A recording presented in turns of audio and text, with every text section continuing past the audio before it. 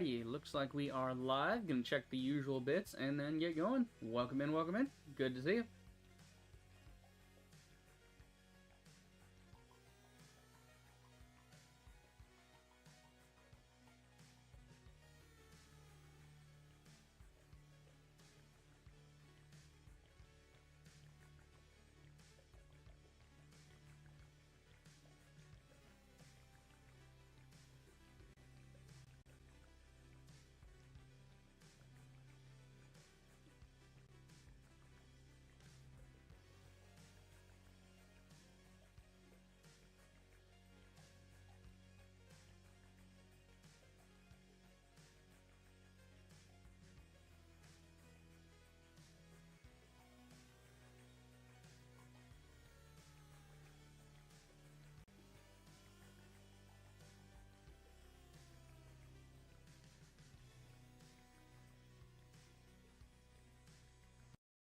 Alright, get the chat there. Da-da! Streaming time. Hey guys, you're the Rager. Hope you're having a fantastic day, and welcome back to the House of Da Vinci, the Trilogy. So we are on the second game now. Starting the House of Da Vinci 2. Looks like in this one we'll actually be talking to Da Vinci. We're actually going to be hanging out with him, which is kind of cool. At least in maybe the prologue or so. We'll probably see him for like 5 minutes. Maybe it'll give us a little backstory into what it is. Well, actually, we're time traveling. We might be, because that's what the first game ended with, was Da Vinci had built a time machine and we fell through like the time portal. So maybe what happens is we end up in the past hanging out with Da Vinci, and then we, like, kind of a Back to the Future thing. We're seeing the younger Da Vinci instead of the older Da Vinci. I don't know. Good question. We'll see. We'll see. I'm excited, though. I'm excited. But yeah, we are back. We're going to do some timey-wimey puzzle stuff. And hopefully the puzzles are a little more solvable this time. I am not opposed to using a walkthrough if I get really stuck. I just hope it's not like where we hit a brick wall. Because in the first game that happened, right? In the first game we got to the third act, and the second we hit the armory, it was like, oh yeah, this don't make sense, that don't make sense, this don't make sense. It's like, what the fuck does any of this correlate to anything, you know? Some of it was just like almost near random fucking shit for no reason. It's just weird designs. Weird designs in some of those end puzzles. Like the bit where the thing pops off, like why have it pop off in the first place? What's even the point of that, bro? It's just silly. It's just silly. Here we go. Okay. We'll just call this one stream, doesn't matter. Same interface, different background. Oh, okay, we have some more controls here this time. UI scale. Oh, good, we can pop the scale up on the UI. I always felt like the UI was a little bit small in the other game, so it's good that we have a slider for that now. We can go a little bit bigger.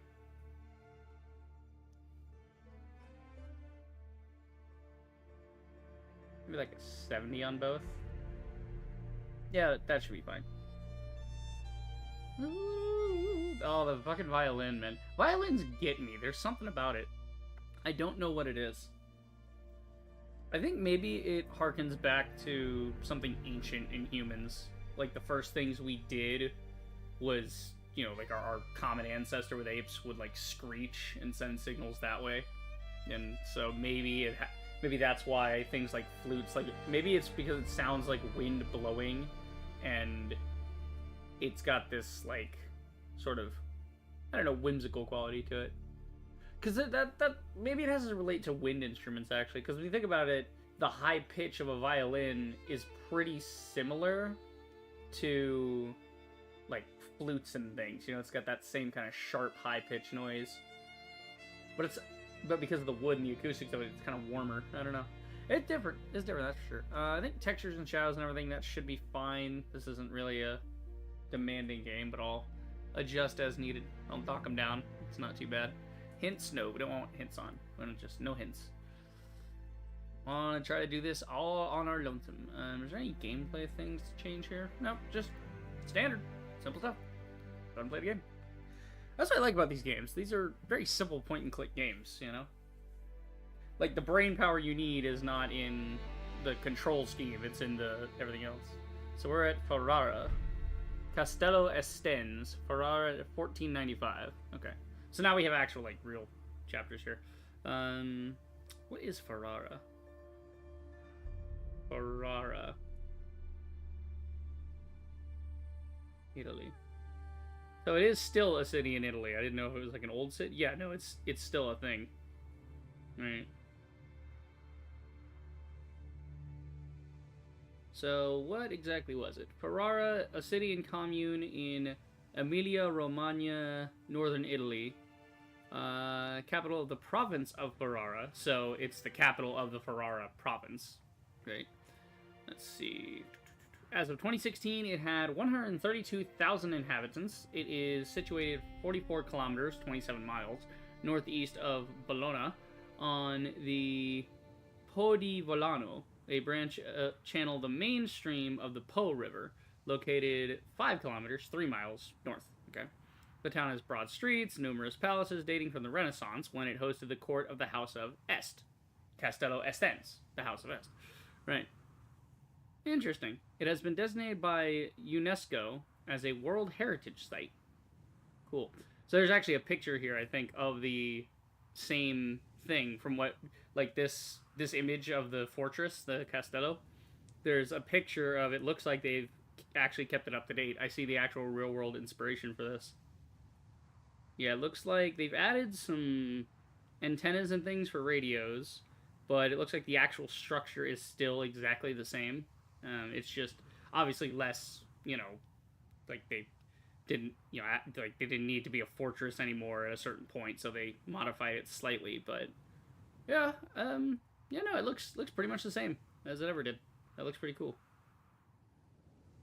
Unless that's a different building. I mean, it's the similar architecture. It's still pretty wild that Italy looks like a boot. That's just funny to me. Because, Italian shoes are a big thing. Like, the idea of Italian shoes and it looks like a boot, that's kind of funny. Alright. Get going here.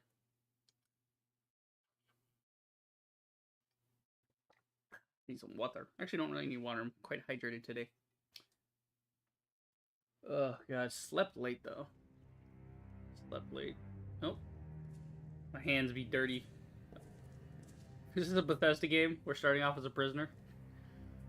Okay, so wait, we're a different guy then, or are we imprisoned wherever we landed in the past? Are we the same guy, or are we a different guy now?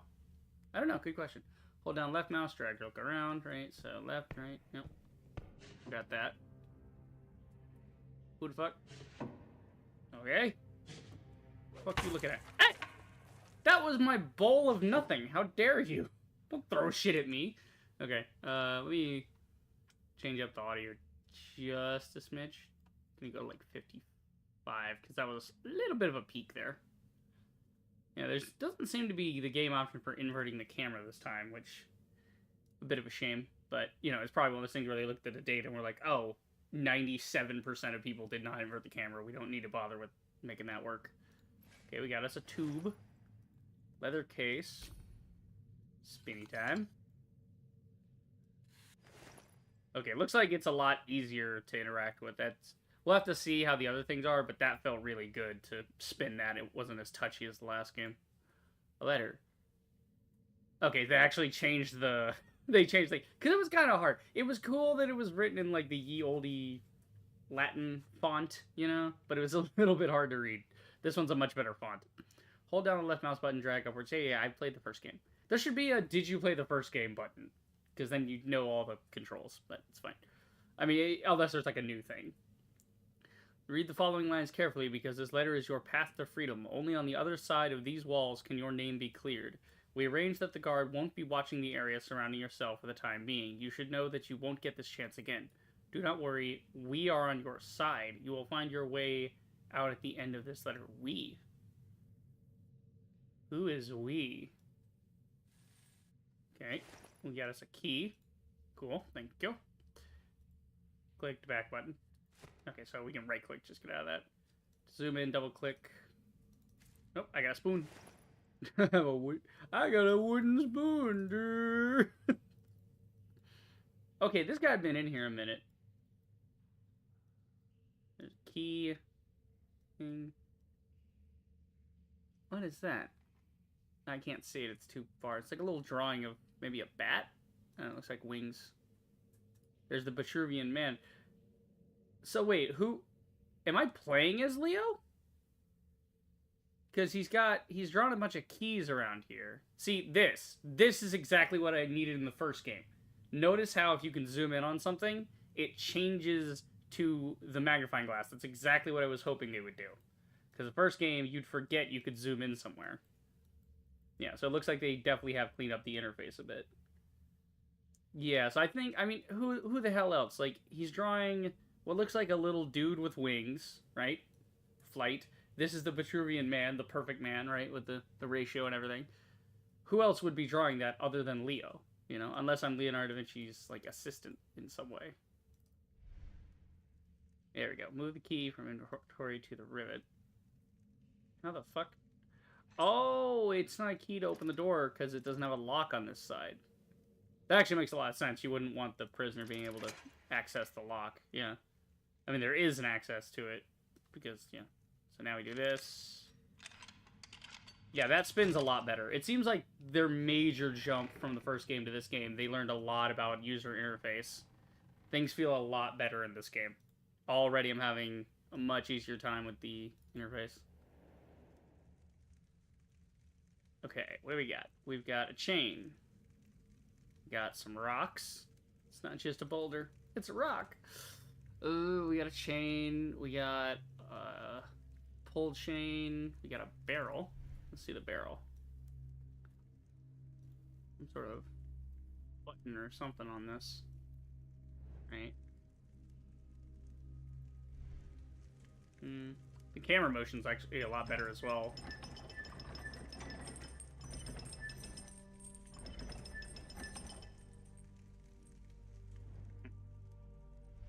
Interesting. What are we doing with this? We could hook this to something. We have a wooden spoon. Ah, we need to get this through here and then hook the wooden spoon through it so that when it goes back through, it'll hook it, maybe? I might be overthinking this. Okay, we got a chain. Well, maybe the wooden spoon could work here. Yeah, I don't see anything about the spoon that's important. It's also a very big spoon. Ooh, that is not the place you want to put a seam, buddy. That is not... The seam should have been on the other side, where the player can't see it. Yeah, looks like you broke the seam here, too. What the fuck? Why?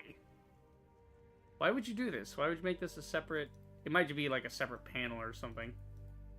That might be the reason. Okay. So I thought they put the seam in the wrong spot, but maybe not. See? Okay. The only issue I'm having now with the zoom in is... I still say there should be like an outline, like, oh, if I put my mouse over something, outline the area that it's going to zoom into, so I know I'm not looking at like two different areas here, you know. But I mean, that's not a big deal. That's a nitpick at this point, but yeah. Nice fire, by the way. I actually don't feel too bad for fire. I mean, it's coming out the bottom a little bit when it really shouldn't. It should be flowing all the way up the top, but you know. Other than that, not bad. Let's see. Wait a minute. Spoon? No. So, okay, we have a chain with a loop on it.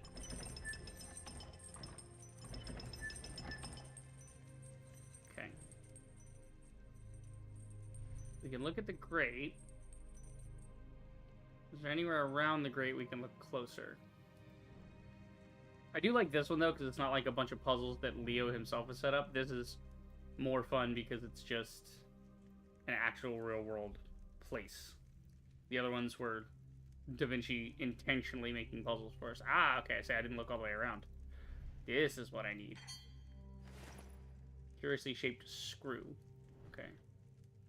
So that would go on the barrel. Then maybe the spoon? No. Oh, we just spin it. Okay. What do we have here?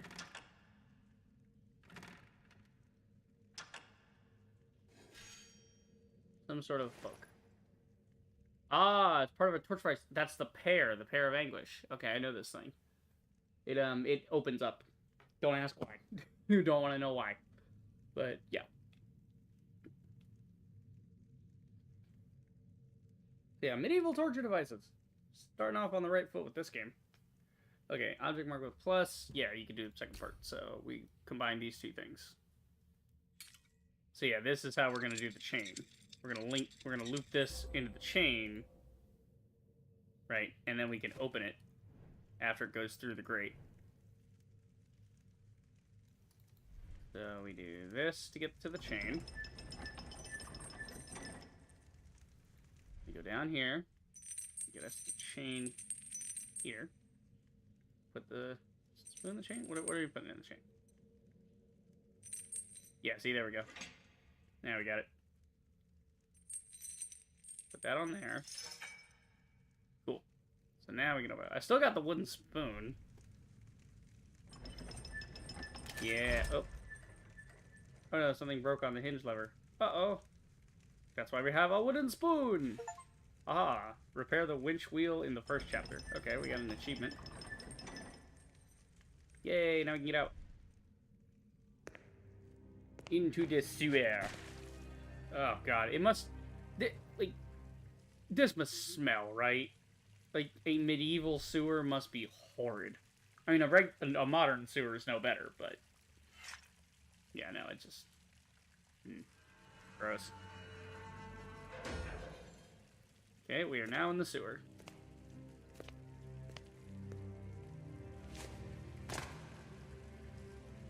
Okay. It must be winter, because stuff down here is frozen and it's snowing. Okay, there's a bone. Torch. There's a gargoyle over here. Small bridge. Guess we go this way. Okay, this is locked up. Pull that to unlock it. I mean, I don't think you even need that handle necessarily, but maybe it's connected to the lock in some way. Actually, wait, hang on, go back. There's a hole in the wall. I want to see if there's something up with the hole in the wall. Oh, you can't look at the hole in the wall, never mind. Thought there would be a secret. Okay. No, there's some kind of little gargoyle head in there. Forward. Ooh, chest. Chest of gold. Can't do anything with it. Looks like we need something to plug in here. This we can do. We get this thing. Yeah, golden silver plate object. That goes up here, because it looks like the other ones, right? Yeah. Okay. Oh, we gotta pull this forward. Okay. Get a letter. Giacomo. Okay, I guess my name is Giacomo. Giacomo, you might find the events awaiting you strange and unfathomable. Accept them as they are. You will understand everything later when we meet. You must trust me. It is time to turn the wheel of time and change not only your own destiny. Ooh. In the box in front of you is a device that will allow you to peer into the past, and through your feats there you will influence the present. Use it with deliberation. Giacomo, you do not know me yet, but I have known you for a long time. I am here and I will help you, a friend. Wait, so maybe Da Vinci... So Da Vinci is friends with Giacomo in the future, but this is like an alternate timeline or whatever, where things got skewed. So he's saving him so that they then become friends later. Sort of a self-fulfilling paradox, or self-fulfilling prophecy. Interesting. Okay, we got a burnished brass cone. Okay, we got a box here. Line everything up. There you go. Oh, we got a gold ball. Okay. Oh, yeah, my hands are still icky. I forgot about that. I'm all covered in dirt. Get this man some soap. Ugh. Just the dirt on the hands. I don't know. It's ugh. Just imagine what that feels like. So this is the Oculus Perpetua.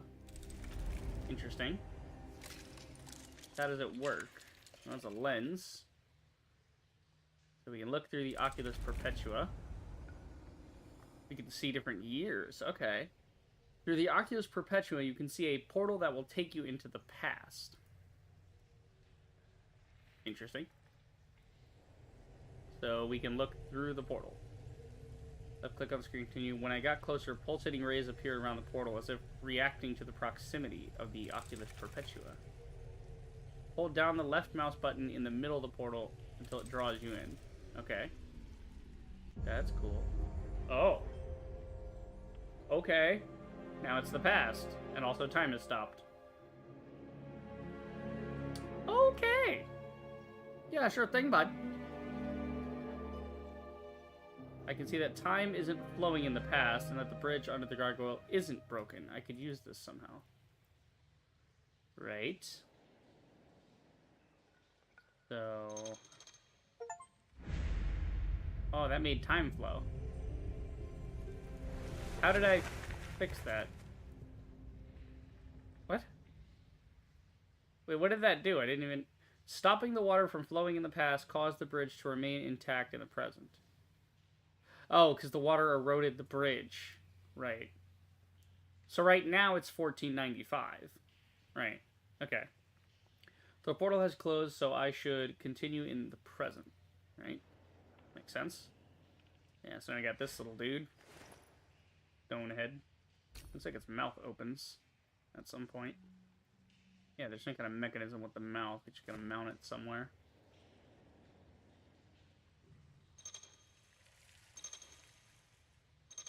So this controls the water.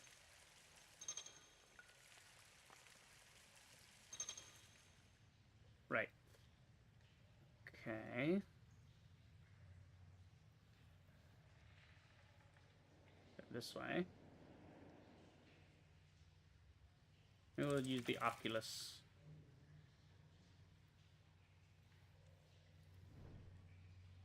Is there another portal here I need to know about? Where would I put the gargoyle head? Maybe this hole? It'll let me do that now? No, of course not. Okay, what would I do with this thing's head? Can't do anything over here, it seems. Already got that.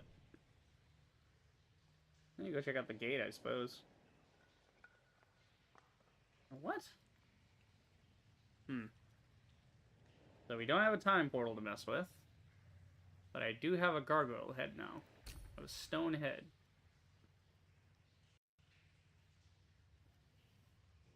See, it's situated in some way. You gotta put it in somewhere. Ah, here we go. Hole in the wall.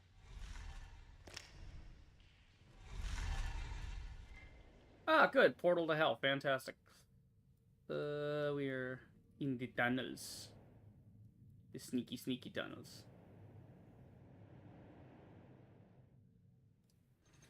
Okay, that opens the gate. So far, so good. Making good time here. The rendering and everything looks really nice, actually. I mean, I'm playing with the high graphics, but yeah, even then, I mean, the game is running sufficiently and it looks good. Not many games can say that. Okay, so we gotta be sneaky about the guard. Side of the door. Okay, well, it says straight doors opened. Well, I guess you just go to the door. About the only place we can go. Damn it, it's cold out there.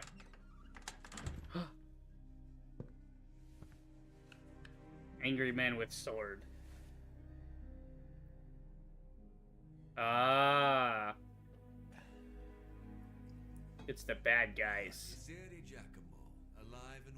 Left click to stop the current voice segment and jump to the next one. Hold to skip entire dialogue. Okay. And that you knew how to use it in the best possible way. Okay. You did not disappoint me. Right. Which is, as you will soon see, a good thing for you. I love his outfit. The emeralds around the neck. Very I'm sure nice. you're asking yourself the obvious question of why the mysterious man before you has even helped you to your freedom. Well, above all, I I do wish he not was pay speaking, heed like, to the unlikely Latin or tales of Italian. witchcraft and That would make this occultism better. your blind fanatics accused you of. If they had their way, we would all be flung several centuries into the past. Okay. However, I do believe in the power of knowledge. I like to support able and well-educated people. You, of course, counted among them, Giacomo. I know your work and your skills, and I can find a good use for them. Wait a minute. This is 1495.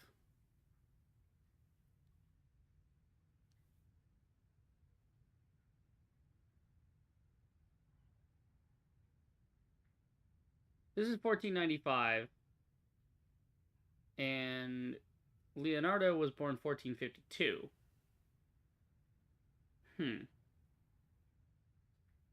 Interesting. So I'm trying to think of how this relates back to Leo. As easily as I was able to Okay, the voices are not high enough. I don't know why. Well, it's like the sound effects and music, whatever. Out of that prison, I can put you back with just a wave of the hand. Oh, okay. He was further away. That was the problem. It's your choice. Okay. This is my offer. You may choose to return to your foul-smelling cell in Castello Estense, which would of course be unexpected, or decide to enter my service instead. Okay. In which case you could finally make full use of your exceptional skills. But let us return to my principal issue. As I stated, I am currently supporting a number of artists and inventors, all of whom work for me with gratitude. But one of the greatest minds of our time still eludes me. I am certain you already know of him.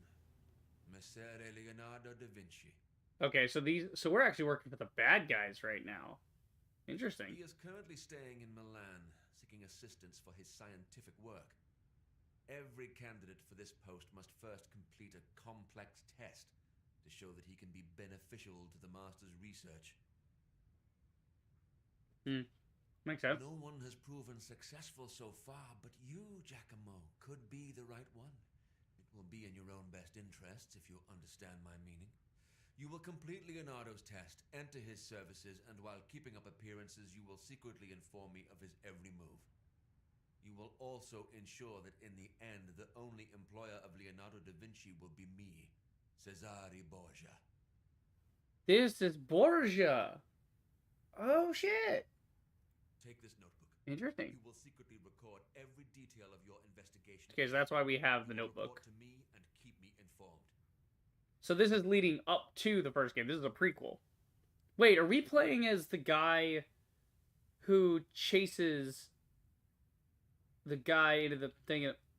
Because at the end of the first game, we fall through the portal, and a guy chases us through the portal. Like, he jumps in after us. Are we playing as that guy? Is Giacomo the guy that... Is this going to end in, like, the first game where the explosion happens? Is that how all this is going to go? Interesting. Also, nice plums. Or grapes? I don't know. What kind of thing you got on the table there. Okay, to zoom in, double click, right click to zoom out, hold down left mouse button, drag to turn page. Cool, we actually have a notebook. Click back button, close notebook. Okay, yeah, cool. I'd like to read it, though. Alright, well, I'll read it in a minute.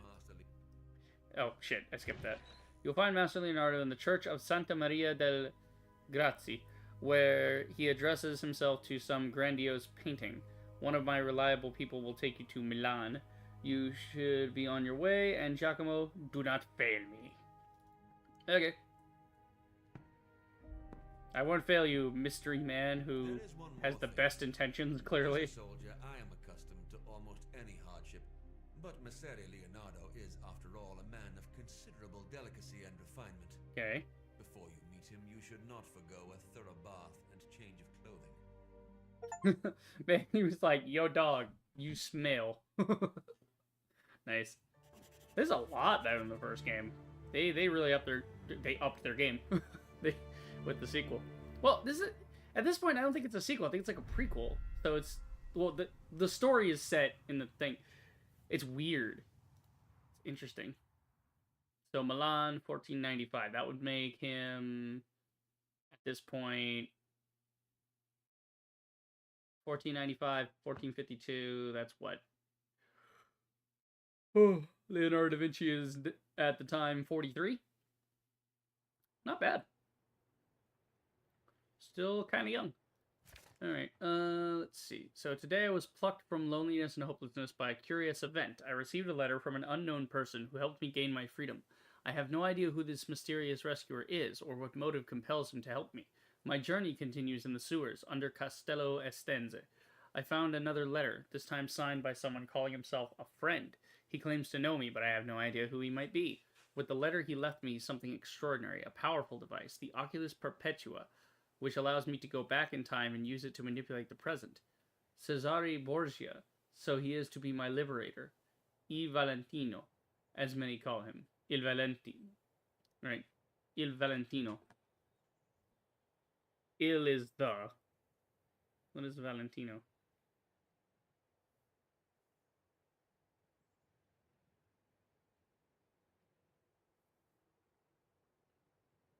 The strong, basically. Strong or healthy. So, most likely the strong, because he's a, cruel, powerful politician soldier. So, Il Valentino, the strong, right?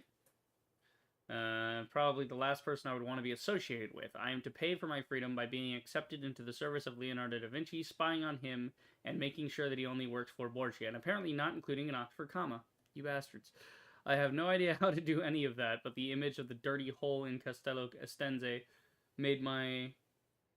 Was it Estense or Estense? I don't know. Made my decision quite simple. I will do as he asked and enter Leonardo's service, no matter the price. I am never going back to prison.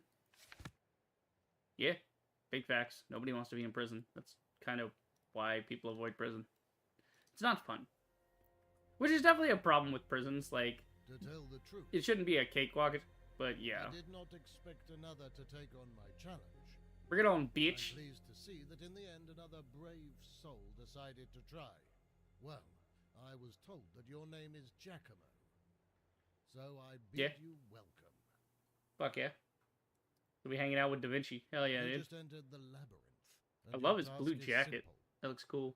You need to find your way to the other side. I, of course, put a few little obstacles in your path. But if you will be careful and diligent in your search, Giacomo, I'm sure you will prevail. Okay. That is all I will say for now.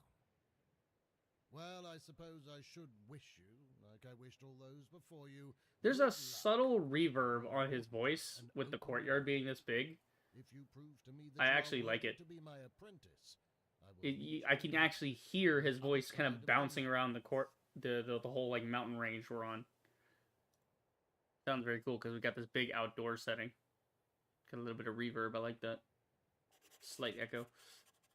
Okay, we got a new journal entry. Santa Maria de Grazie. In my head, the unpleasant encounter with the Duke played again and again during the whole journey to Milan until I finally arrived at my destination, the convent of Santa Maria delle Grazie. I was surprised that the trial is to take place in the convent's garden, covered by the freshly fallen snow. I should have expected something like this. After all, it is said that Leonardo loves surprises. I was welcomed by the master himself, but I must confess my disappointment. I could not see him properly as he was talking from a balcony and seemed to be in a bad mood. Never mind, I need to concentrate on the trial. I cannot fail. I mean, you could fail.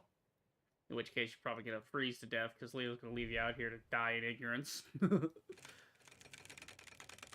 so this moves the plant, but the plant is stuck. So the plant is wrapped around that. We have to cut the plant so we can move the pot. Okay, we have something here. Something needs to go here. Got it. Yeah, pillow. Aha! You got a sneaky. A prayer nut. The fuck is a prayer nut? We're learning on these games, by the way. We do some learning. Let's see. Prayer nut? What is a prayer nut? Huh. That's cool. Yeah, prayer nut or prayer bead. Very small 16th century Gothic boxwood miniature sculpture. Okay, so when we open this, it's going to have a little miniature sculpture in it. Yeah, it's got like carvings on the inside. Well, that's neat.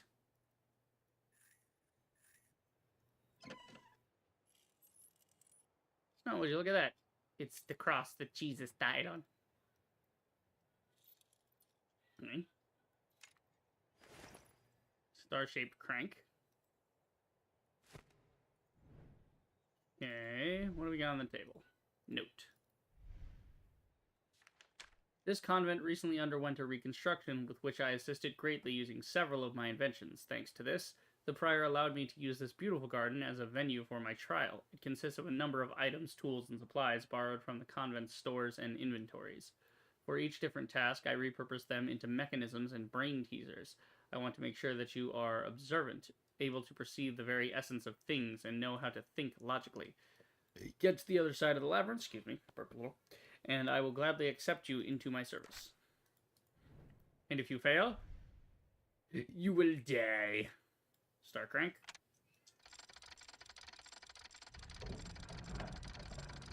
Ooh, cool. Got a big old thing coming out here. Oh, I'm not spinning it at that point. It was spinning itself. Looks like a pine cone.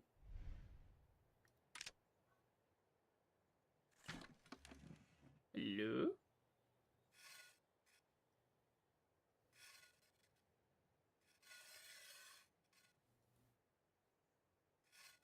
Assuming we have to line all these up somehow.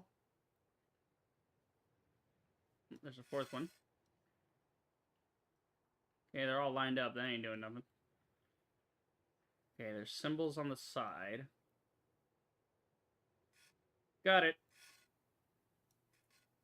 One there. That one goes there.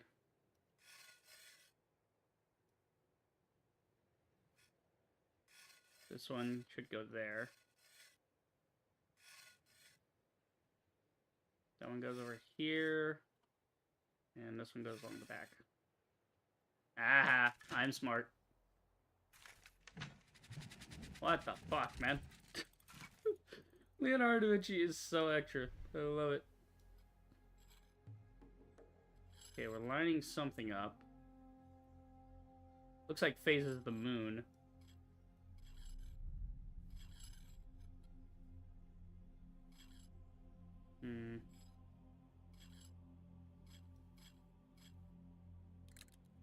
Oh, it turns too, okay.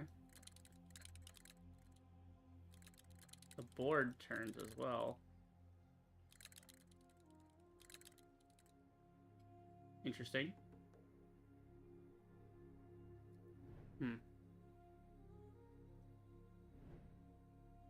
Something to do with the table. There's something over here. Oh, wait, in the background. Look behind it. It lines up to that, doesn't it? Something like that, yeah. Spin it. Ah ha ha! I'm a sneaky boy. I found it. It seems that the spheres on the abacus are arranged in a certain way. I will make a sketch in a notebook. See, that's the type of thing I wanted in the first game, was the game taking notes for me when there's significant things that I might need to know. This is important. You might need to know that for later. Okay, we got a part of a mechanism. Okay, so with the plus sign, it means that I gotta combine it with something. Mechanism. Yeah, the table comes apart, obviously. You got these little hooks holding it in. No, that just goes back there. Okay, maybe here? No, that'd be too easy. What's up here? We got a little pin.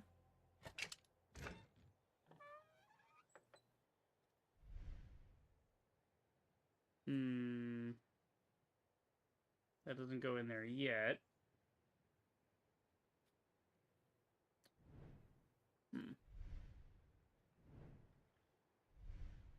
Okay, that just goes to the top now. Okay, there's the crank and the wheel. Oh, hold on. Might be something to this. Interesting. So do we want to spin this in some way? Maybe this is related to the top.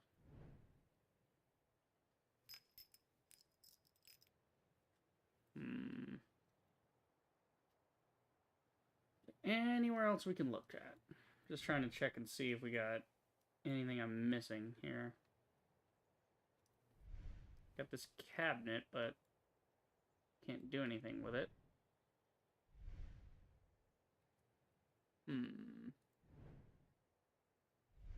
Okay, can't look at that. That just keeps going there.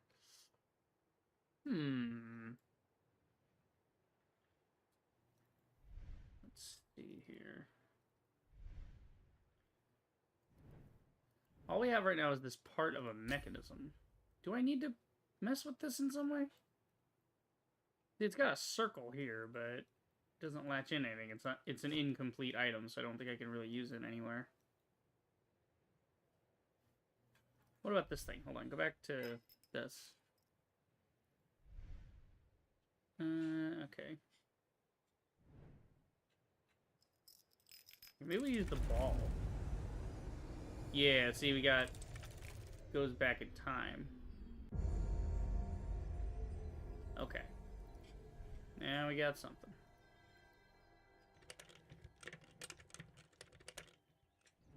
Got a little spinny wheel there. Got a bird. Let's switch. What am I doing? Oh, I just gotta click on disc with Roman numerals. Get this thing. What is this? Okay, so maybe it's just the full ones?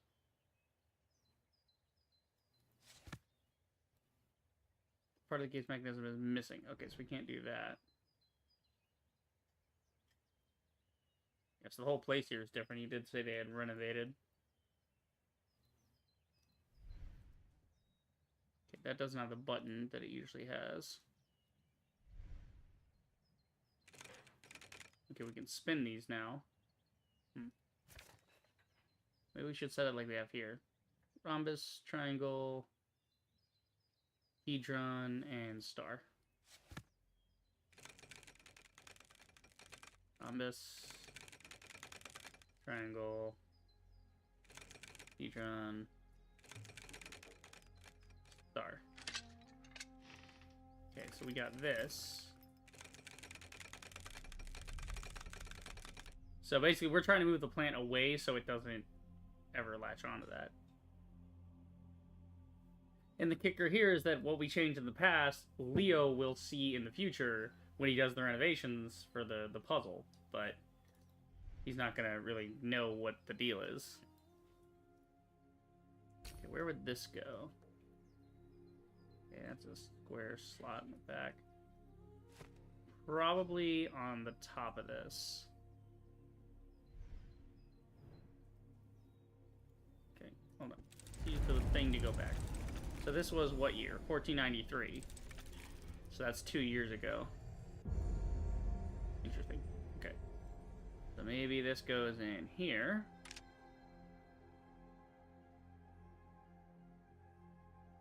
One, 2, 3, and 5. Okay.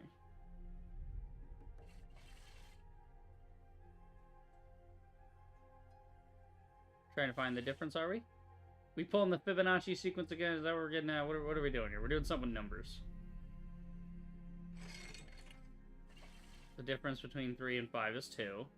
The difference between 5 and 8 is 3. Difference between 3 and 6. That's also 3.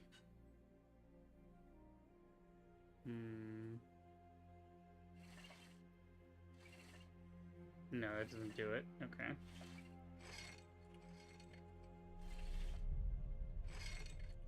Maybe this? Oh, okay. It was. I don't know why, but... Why was that the answer? Well, 2 and... Oh, because 2 plus 3 plus 1 is 6.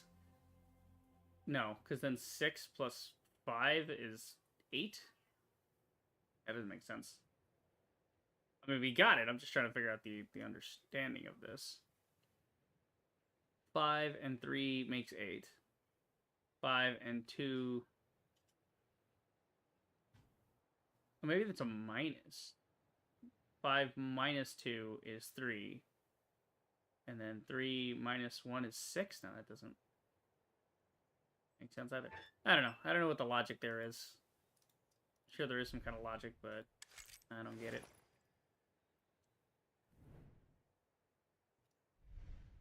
Anything I'm missing here? No. I want to look at the thing again. I wanted to know what the logic was. I was digging around with some numbers. I just thought, hey, this might go here. So, a medallion with a little secret. I know where we're gonna put that. By the way, this way. It goes there. Oh, this is the one from the screenshot. Cool. I was looking forward to this puzzle. It looked really cool. Yeah, see, that makes him go, and this makes him rotate. That's exactly what I thought when I saw the screenshot. I can immediately understand these things. Okay.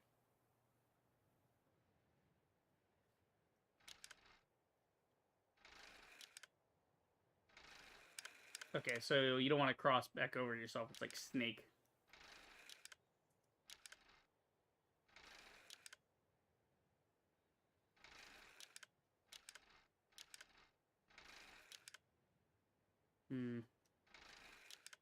Trying to get all the way to the end here, but I gotta cross through every point.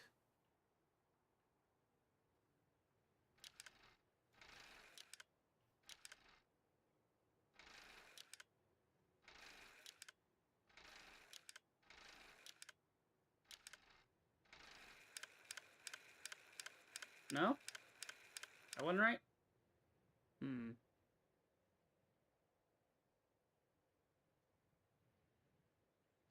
Okay, so we've got a goat, a lion, a guy with some scales, a centaur, 2 guards, some fish? Yeah, some fish, and some sort of dragon creature. Alright, tried passing through each of them, didn't work.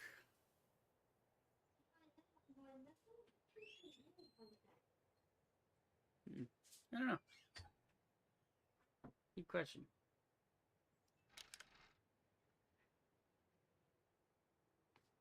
Maybe we go through only the animals.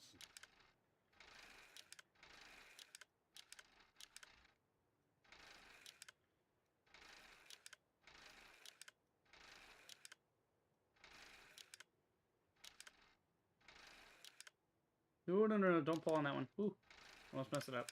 Well, I messed it up anyway.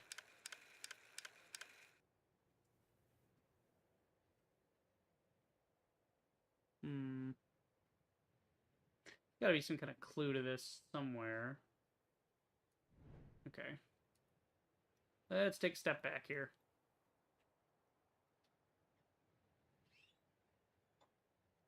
Right, we get the moon thing, but we don't have a mechanism for that. Let's go through the time portal again.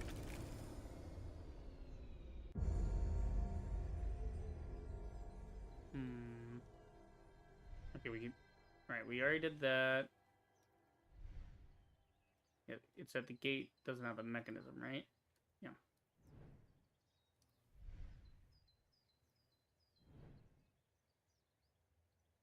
Not much else to look at here. There's this lock, but that doesn't compute. Okay, we did this. Wait, what did this do? Because I set these and then something happened. I think maybe it opened this. We got this moon thing going on, but not much there. We don't have something that works with this. Why is there a lock on it anyway? I guess to make sure nobody moves it. Okay. So yeah, it looks like we're not doing anything in the past right now. Okay, Back to the Future. Yeah,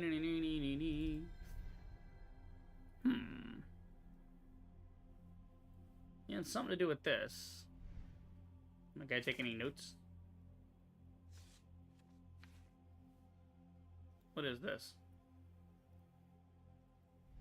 Oh, this is the note I found.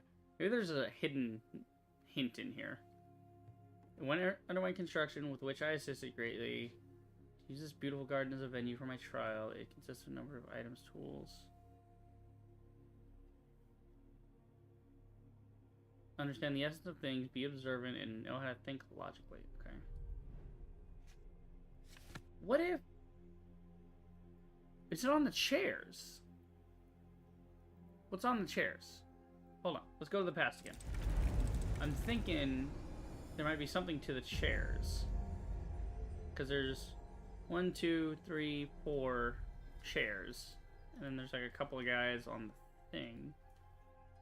And you can't really zoom in on the chairs though, and they're all the same. There has to be something that indicates it. I mean, it can't just be random. And it's not just keep clicking until it works type of shit. That would make sense. Okay. They're also color coded when you look at it. Red, blue, blue, blue, blue, green. Okay. If anything indicates color around here. Well, the pillow's red and the plants are green. Oh. Oh! Those two have for me to reach. Okay, hold on. Right. Okay, I didn't think to look up. What's there when we look up in the past? Is there anything up there now? No, it's all clear. Oh, that's cool. You can see them doing the renovations in the background. Neato.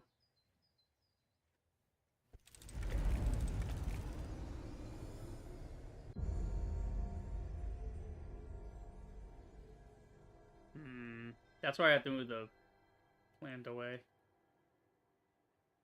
Basically, we want to move the plant so that it comes over here and it grows up this side so we can climb up to get the thing.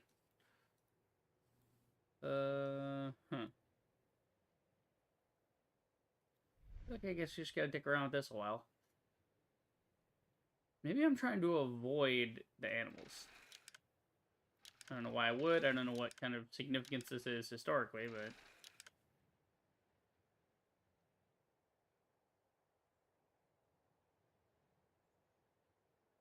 No, there's no way to go into just the dudes, so I guess we'll just take it this way. That didn't do shit. What's the idea? What's Leo getting at here? We have a goat, or ram, rather. It has the spiral horn, so it's a ram. A ram, a lion, scales, a centaur with a bow, 2 guards, and 2 fish.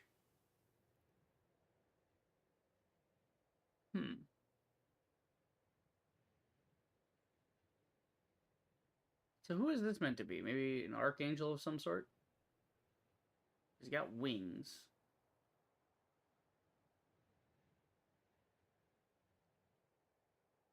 Well, we tried going through each of these. We tried going through just this guy.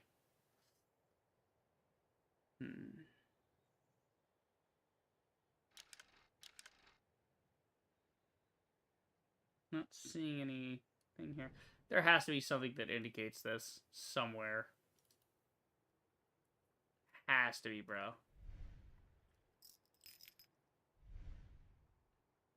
That's cool. I changed it in the past, so now it looks like that. That's neat.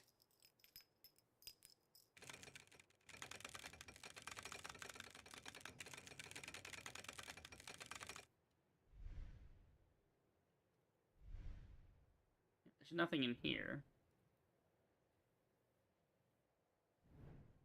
Hmm.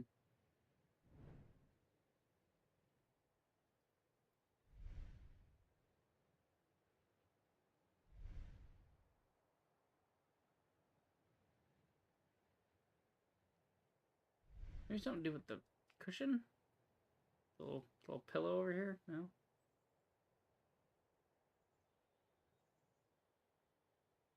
Yeah, I don't see shit there. Nothing to do with the table. Oh boy, I might need some hints on this one. Not a good sign when we haven't even really started the game yet. Where the fuck? I can't even begin to think of how this would work. I mean, I don't see anything on this mechanism to tell me where I'm supposed to go with this. The answer has to be in the past, because there's nothing around here, bro. I've looked up, I've looked down, I've looked all around. I put my foot in, I put my foot out, I shook it all about. I've been doing the hokey pokey here, and it's just not working.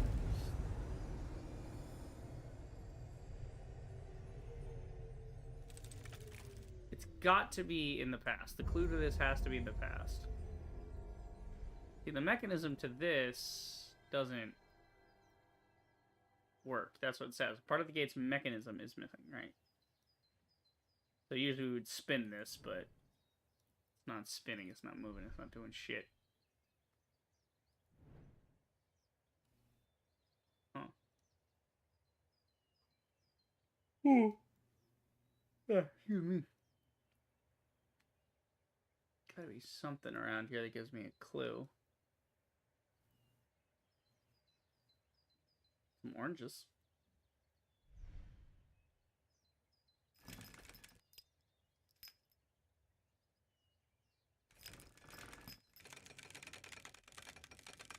No, see, I splashed down.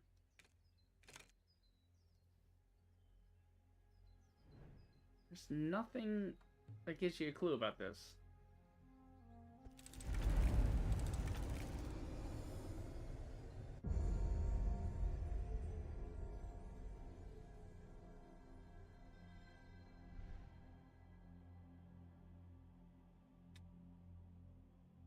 What the fuck is the idea here?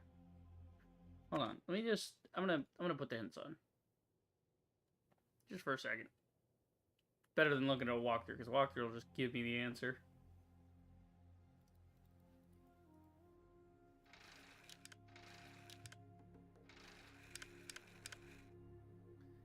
Am I trying to maybe fill all these in, or I don't know.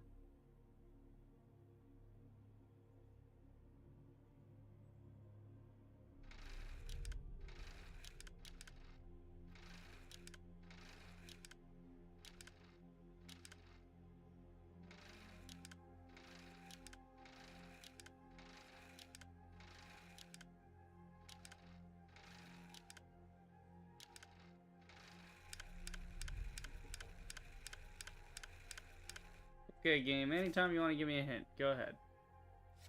As I am at a loss here.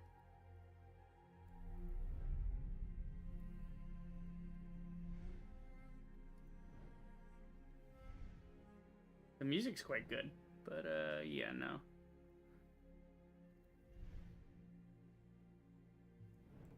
I'm not seeing anything to indicate anything here. I'm looking all around. I can't find any sort of hint to this puzzle. Like, I know what I'm supposed to do with that. Like, obviously I gotta move the thing in the past, but I don't know. Huh. This one's weird. This one is quite strange. To be fair, I mean, this is the litmus test for, like, his assistant. On the open cabinet doors on the right are some kind of controllers. I think they control the movement of the angel. Oh, God. So we're doing the, like, hints that mean absolutely nothing shit again. That second hint better be super integral. No shit. Like, no doy. This controls the angel. I get it. But why does it do that? What's it for?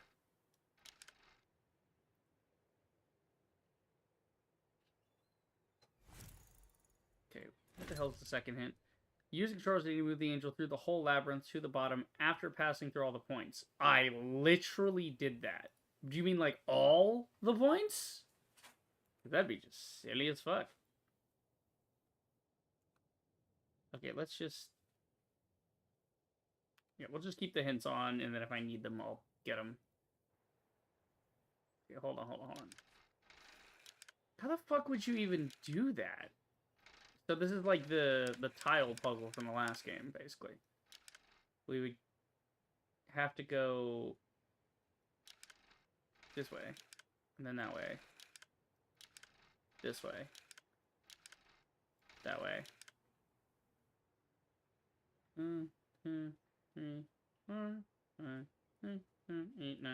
Okay, got it. Why even have the first hint? Like, no shit, the dial... God damn it! It didn't turn. I thought it was going to turn right. It turned left. Well, fuck. I gotta do it again. I know the answer. That was a misinput. Yeah, I figured out how to move them through all the points thing in my brain already. I just gotta get it to go. Why would it ever want to turn back on itself? That's just silly. Okay, so it goes 1, 2, 3, 4, 5, 6, 7, 8, 9, 10. There. And then up one more. Up this way. Over that way. Down that way. Getting some frame dippage when this happens. Not sure why. Other way. I've already gone that way. Why would you even default to that? Okay, so that was far simpler than I was making it out to be.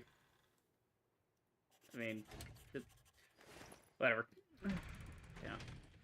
My own worst enemy is that I'm smarter than developers.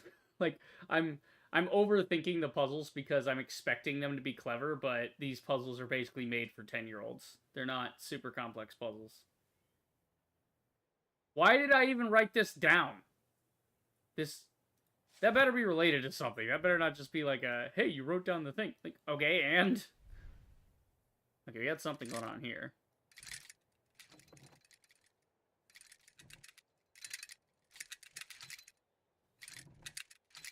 No, not one of these. I hate these.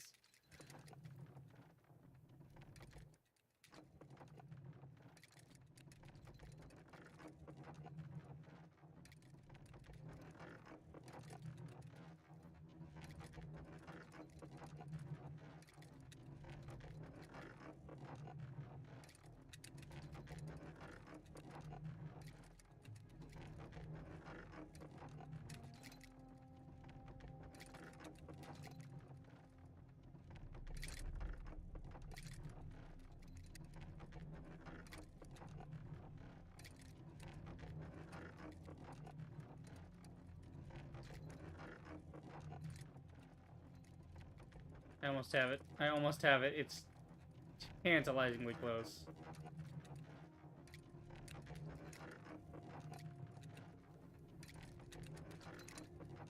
I hate these. These are the worst kind of puzzles. There's not really puzzles, you just fiddle with it until it works right.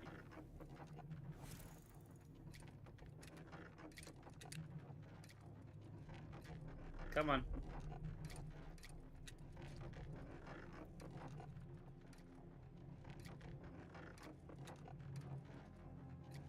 Nearly there.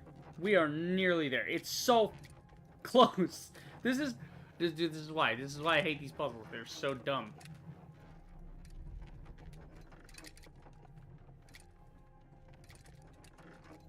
I need to basically get these two in line.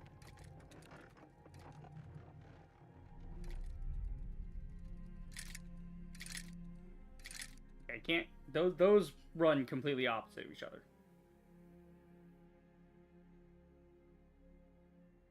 That runs by itself. That runs those two.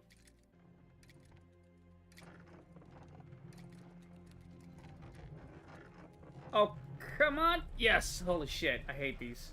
I hate those so much. This is the dumbest kind of puzzle. Because again, it's not a thinking puzzle. It's just fiddle with this until it goes in the right way. It's not... It's like the lowest tier of logic. There we are. So now we got... Centaur. Goat. Some dudes. Lion.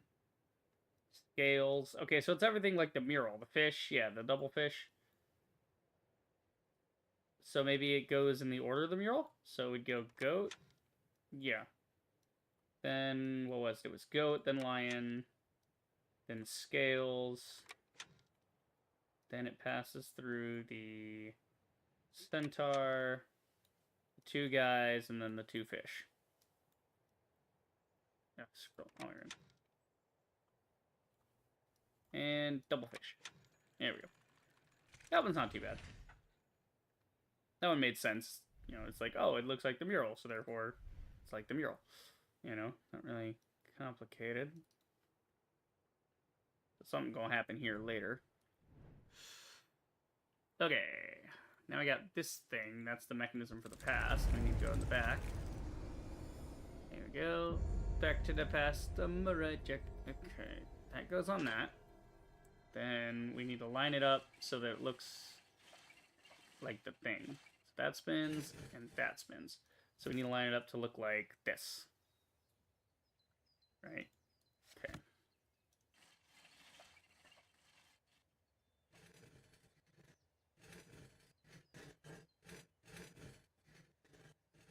Like that. And then this can spin to fill all those.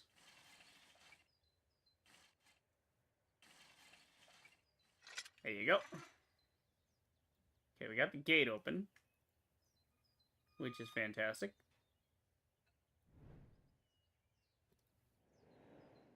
There's got to be something in here we can use. Button. The lock of the sun symbol definitely opens from elsewhere.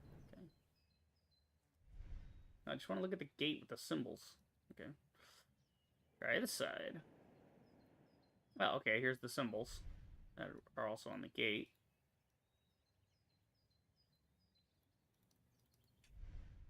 Some kind of bird cage.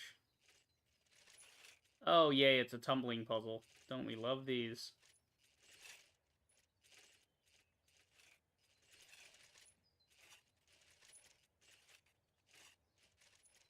I hate these. Go back. Go that way. The physics of it. Okay.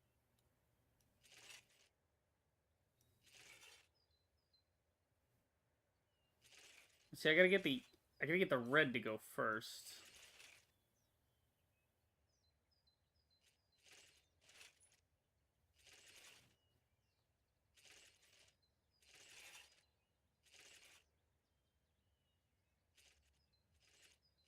Maybe hold the red in the side. That way that can go before the yellow later.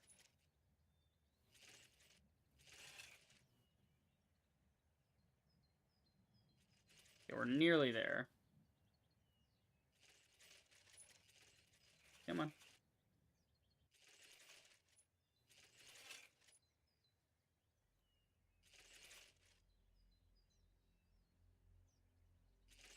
Oh shit, now the green's back there. See, I need it to be like... I need red to go first. So I think we're close. We got... Nah, grab the stupid thing. God, I keep grabbing the wrong part of the screen. You just grab the wheel. Okay, then roll this way. No, roll back the other way. Then we roll down for blue. No, we roll down for blue. God damn it, man. Again, this is another one of these, like, made for elementary school, just fiddle with it till it works type of puzzles. Okay, so if we rotate this way, that way, that way, alright, I'm just gonna hit the stupid thing so it gets out of my way. A bird cage on the bench in the part of the garden and a tree, what can I do with it? Yeah, what do you think I'm doing with it? I'm fiddling with the stupid thing, okay? So if I tilt it this way, We get that. Which is good for the red, but bad for everything else, because we gotta get the green out somehow. Nearly there, nearly there, nearly there. So we get the blue there, go down. Yeah, a rotary lock in the cage with 4 squares, different colored stairs, the same colors are on arrow. Yeah, I know, I'm doing it. That's why I click like the first 2, because it never gives you good hints anyway. So you might as well get it ready for the 3rd hint they might actually need. Basically, I need the blue one to go last so that I can tilt all of this back this way. And when I do, these will sit here, but the blue will fall in here, right? So... yeah, are you really just going to say that? I should move the squares by rotating the lock until all the stars are refined. Yeah, it's... these hints are not hints. These hints are just terrible.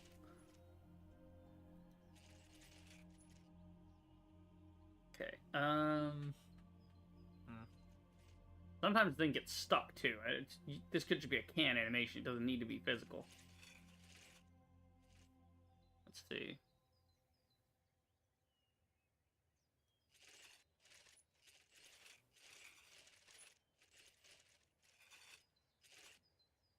Maybe blue, and then green, and then blue. No, God damn it! I hate fiddle puzzles. They annoy the crap out of me. Because again, this tests my intelligence in no way. Maybe I'm using the word puzzle wrong. Because, you know, this to me, not a puzzle. Okay, I'm going to turn down the, I'm seeing a little frame dippage there. I'm going to turn down the graphics just a bit. Oh god, okay, that's muddy as hell. Why couldn't you guys optimize this? I mean, it plays just fine, it's just... did the game just crash? Are you fucking serious? All I did was hit... the gears are spinning in the corner on the little icon thing. It's stuck between the menu and the game. Yeah, the gears are spinning, look at it. It's spinning right there. It's working. Hello? Yes, no, maybe? Hello? Okay, whatever. I swear, if I gotta, like... there better be a good checkpoint on that. Okay, game broken. You can stop now. Jesus Christ.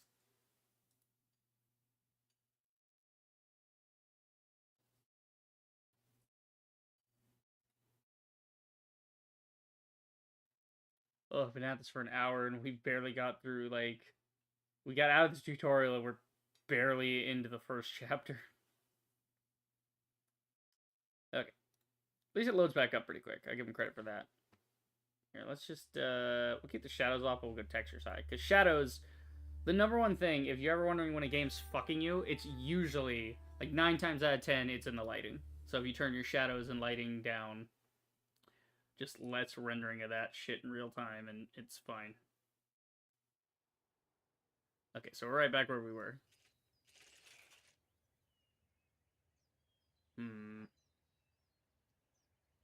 Okay, so now I gotta count backwards here.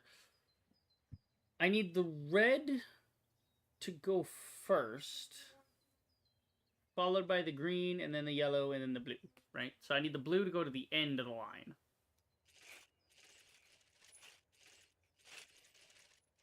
See, the problem here is I can't fucking get the green out.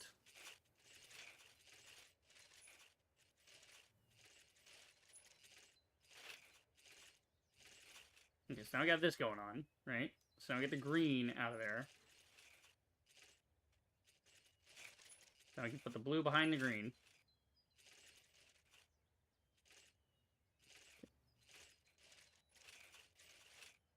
Then we can put the yellow behind that. Why am I losing frames on this? This is a simple fucking puzzle. Again, physicality, lighting, high texture bullshit. Hang on, I'm going to change the textures down to medium. Because low was a little much, but I think medium... don't tell me your game is a shitty fucking thing. Don't tell me that's a thing. No, okay, it didn't break this time. Because medium's fine, it's just the fucking... God. Okay, so now I got red, followed by yellow. Yellow goes in the spot. God damn the physicality of this!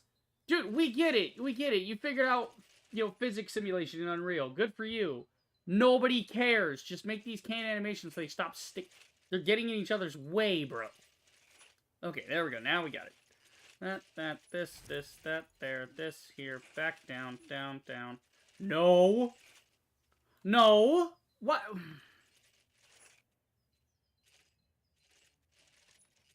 Turn, turn, turn. Get it off the thing! I'm getting real fucking annoyed with this already.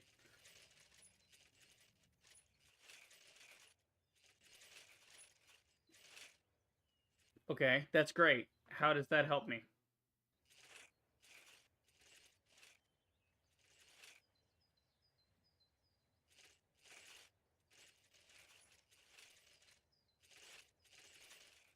You have to, like, spin it fast enough so it gets the fuck out of its own way.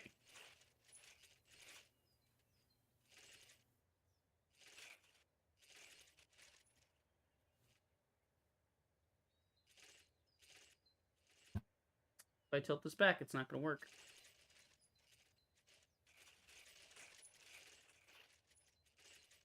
Okay, red. And trap the blue. Trap the blue. Look at it. How it's stuck. Why let it get stuck? Why not just make these canned animations, dude? This does not need to be a physical thing. You making it a physical thing is a pain in my ass.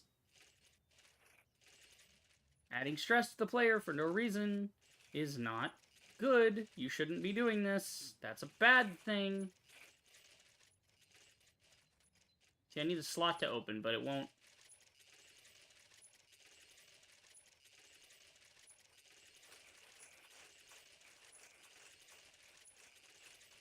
Fucking physics of this, my god.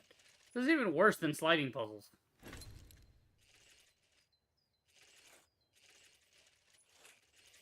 Okay, hold on. Down. Red, down. Oh, for God's sake. Okay. We have it in the right order. We just have to move it from there to there. It's not complex. Okay. So if we turn it this way, we get the red down.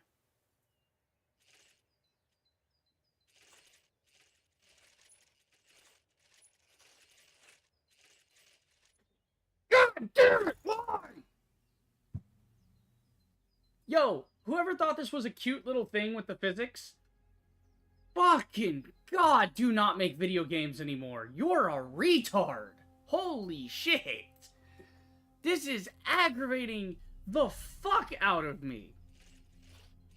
Like, why? Why did you even need this fucking puzzle to be in here? This is one of the dumbest kind of puzzles. This is not fun. The fact that I'm about to go to a walkthrough just get through this one stupid puzzle. Because I can't even reset it. That's the thing. I would have to restart the entire chapter to reset. Why don't you just let me reset a puzzle back to its base form? Why is that functionality not in the game? Okay. I know what I'm trying to do. It's just the game is getting in its own fucking way and not letting me do it.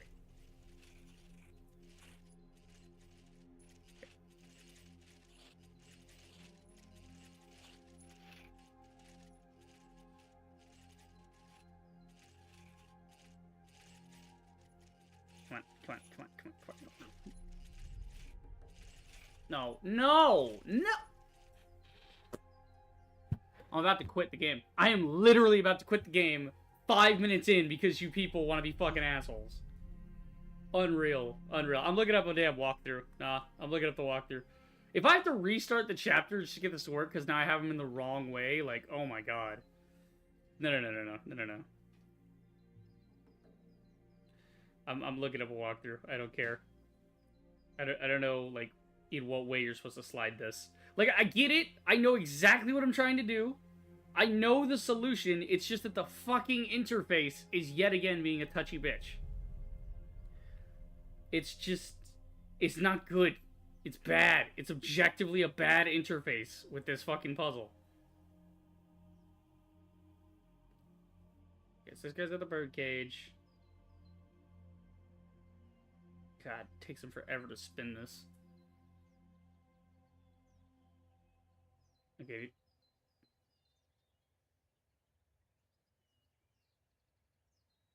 Okay, so what color combination is this guy on right now? Is the question. It's the damn physicality of it getting in its own way. Like, the physicality is part of the puzzle. No, what? Why am I on the next video? Hey, YouTube! Speaking of interface, your interface is dog shit. Fuck's sake, man. Just trying to tap to get through the video in 10-second increments, and it's being shit. Okay. So he got the yellow over to this configuration. Alright. I can't. I can't with his touchy-ass controls. I gotta do something to keep my freaking sanity here.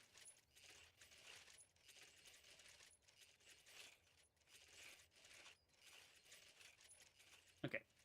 So he got... Okay. Get the blue out of there. Wait, I think I just got it now. No. No, I didn't, did I? Okay, if I tilt it to the right, the blue's going to slide here, and the yellow's going to slide back. If I tilt it to the left... Oh, my God. Hold on.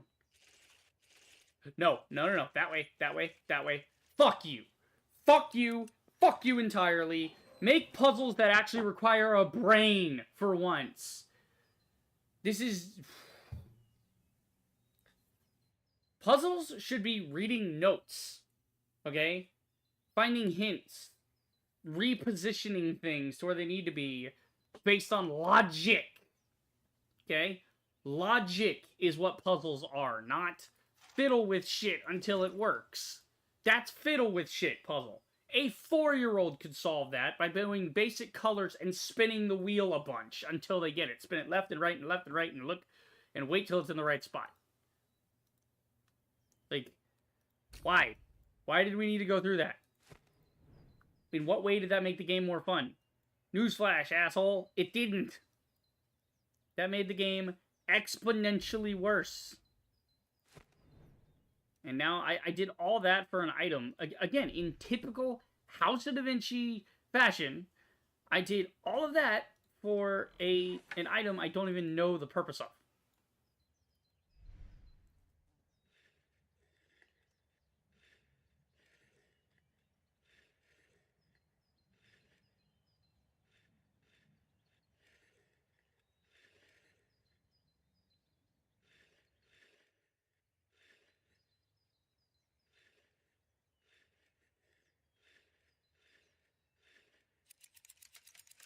Like, that's okay.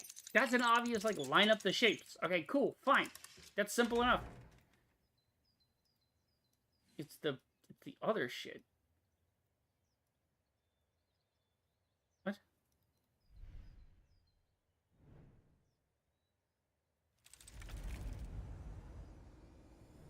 Oh, now what is this bullshit? Let me out, asshole. The game break?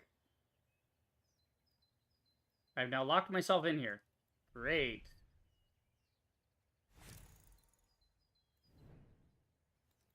Open the fucking gate, dude. The gate was open 2 seconds ago. There are flower ornaments on the side of the bird cage. Okay, so wait, do I have to somehow do something with flowers now? Now we're doing something with flowers that has seemingly nothing to do with this door. What? Okay, you gotta put this on the thing to get the bird. Okay, we get the bird, and then what?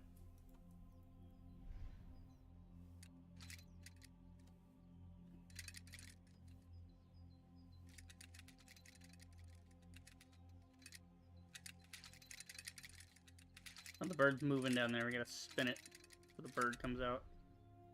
Now we have the bird. Okay. Got a peacock. It's a nice cock. Okay, we get this thing. Peacock tail. Wonderful. Now that. That's great that I have a peacock tail. I can't do shit with it. But I got it. Okay, it's it. I know where to put that. I just can't get out there because the freaking door is busted. Okay, maybe the thing to get out's on the bench. Okay. So maybe it's... Yeah. Okay, so it's... Rhombus, star, Green Lantern, fuck it. Hourglass, circle, square. Maybe that's what it is?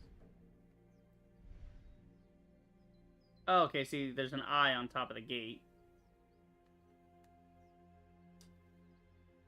So, to get out...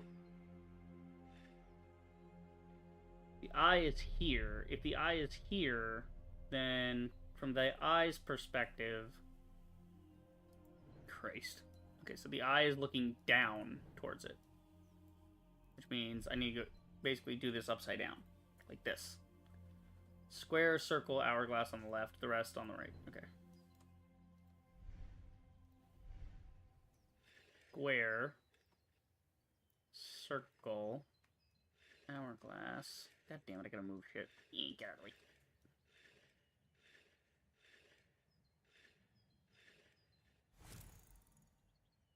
Something like that. And then this, and that. There you go. See, that is a puzzle. That's good. I like that. Here's a hint of how to do the thing. Here's a cipher to it. Match this with that. That's fine. That's cool. I like this. Why are you dick about it? Stop being Dickabod Crane over here, alright? Jesus. And now we're just dicking with shit. Okay. Okay, we can't really do much here. I'm gonna back out for a second, because I know of one thing I can do.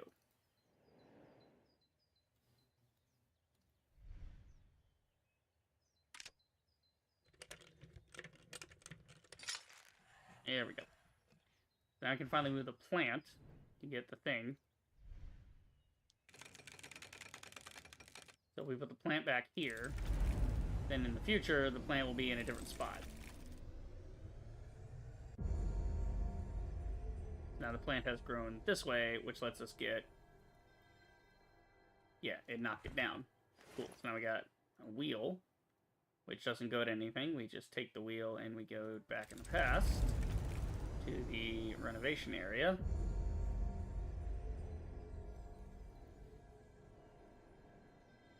Okay.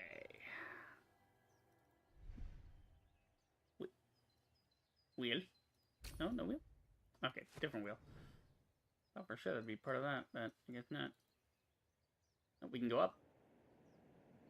Up the little ladder thing. Okay, got this cranky thing. Cool. Anything else? Nope. Back down we go. Now that, Jesus. That fucking box one. Oh, I got my blood pressure up, man. I swear. Okay, and then back the other way. Tilt the ladder. Okay. I'm sorry, but how the fuck did Da Vinci make a time travel, like, fucking puzzle? Was he expecting people to figure out time travel shit? I don't know. The first part of the trial is behind me, and I am doing well so far. Yeah, fucking well, dude. Check my heart rate. Looking into the past left me with peculiar insight. During the construction work on the new refectory building, Leonardo's knowledge was used extensively. I have heard how broad Leonardo's interests are, but I always saw him more as an exceptional artist. But now as I observe his work up close, I marvel at the sight of his ingenuity and resourcefulness with which he created the construction tools. I see his ladder and crane. I will try to use them for my benefit. Actually, we need to open the notebook and then we'll, Oh, there's no new page to flick to. Okay. Maybe this?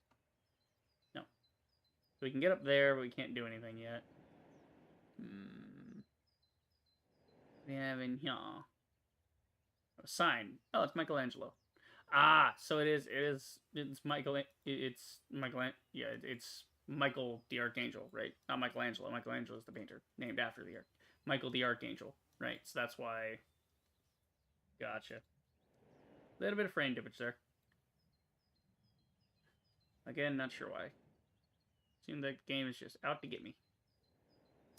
Alright, fine. You want your game to look like shit? Cool. Don't optimize it. I'm gonna... Hang on. Let's go to... Oh, you can just go to windowed mode? Yeah. Gross. No windowed full screen. What the shame. Okay, so now we're here. Nope, nope. Now we're back here. Okay, no. Back this way. Oh, this turns. Okay, cool. Well, yeah, I know the thing's preventing it from moving, but I don't know a way to get rid of that, jackass. Yeah, we gotta move this with the crane. That's what the game's getting at.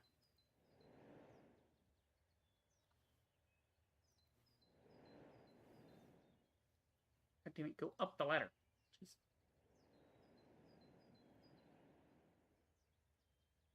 See, you would think this would fit, yeah? Well, no, because the end is like a plug, not a... Yeah.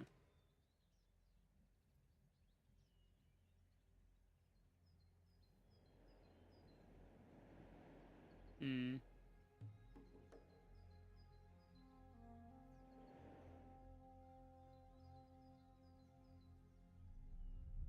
This just takes me over to the crane again. What is that? See, I can't look at that. It just takes me away. So all this does right now is turn.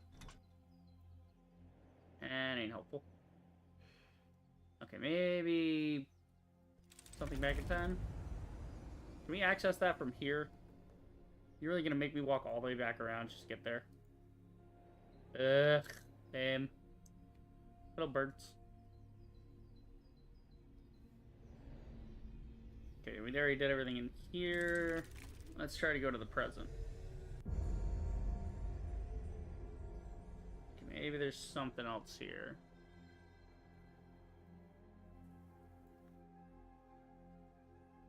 That I need.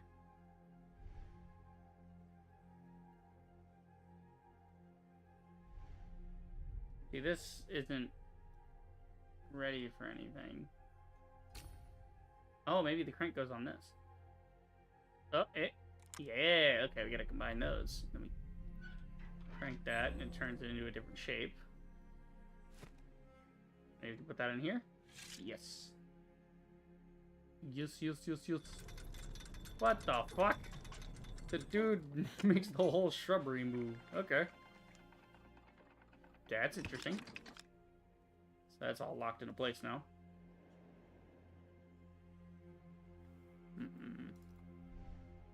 What's this?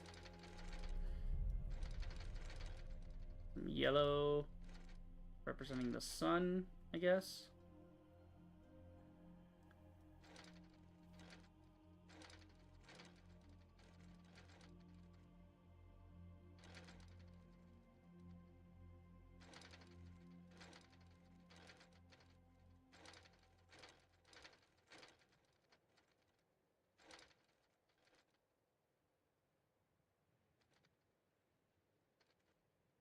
Is it supposed to mean something?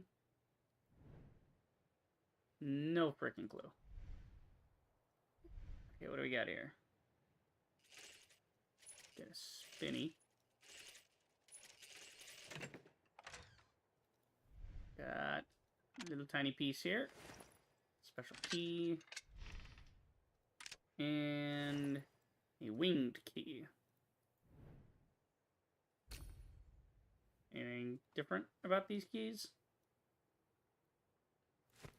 Nope. Alright. This wants some kind of cylinder that I don't have.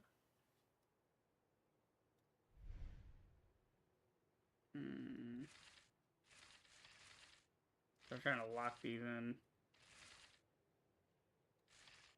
But they don't stay.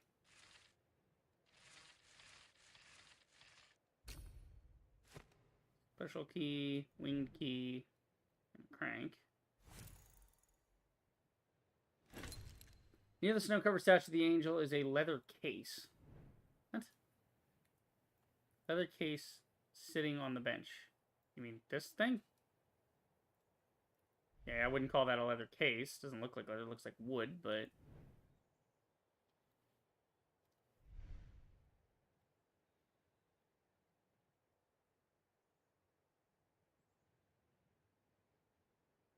Hmm.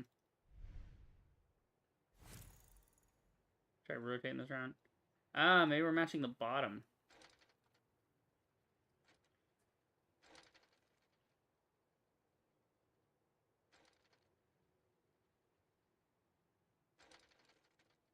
Yeah, there we go. I just didn't rotate this around enough. Nope. It seems that I will have a very capable assistant very soon. The mere fact that you are currently reading these lines is proof that you are more acute than a great many before you. Only several final tests lay before you. Go ahead, you are close to your goal. Okay. Button. And a lion head.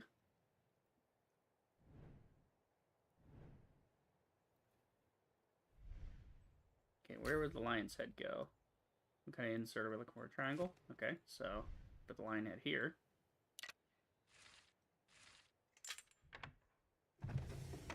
Okay. Got a drawer opened up. The fuck? A drawer opened up and you can't do anything with it. You love to see it. Okay. What does it do? What's it for? Oh, here we go. Got a thing in the side. A grooved rod. Got a latch here. And then... grooved rod. Sure. Special key. Okay.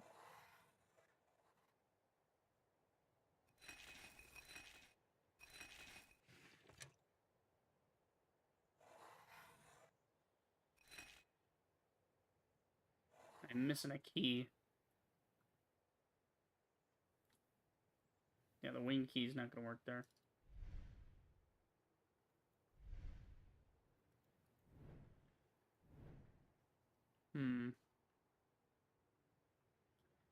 Okay, where would I use the wing key?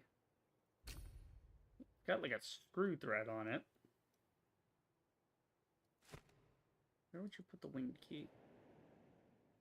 Maybe something to do with the crane. I mean, that's about the only place I could think.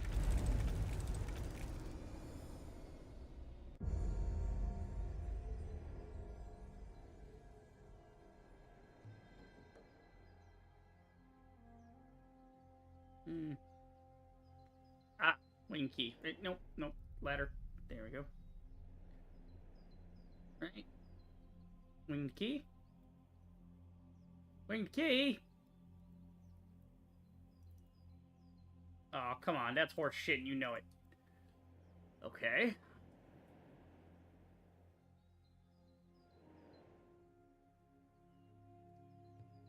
Maybe something on this mechanism needs a winged key.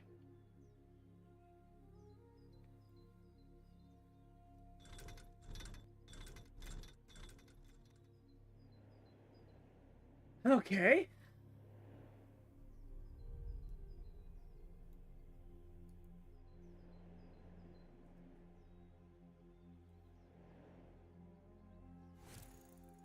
What you saying?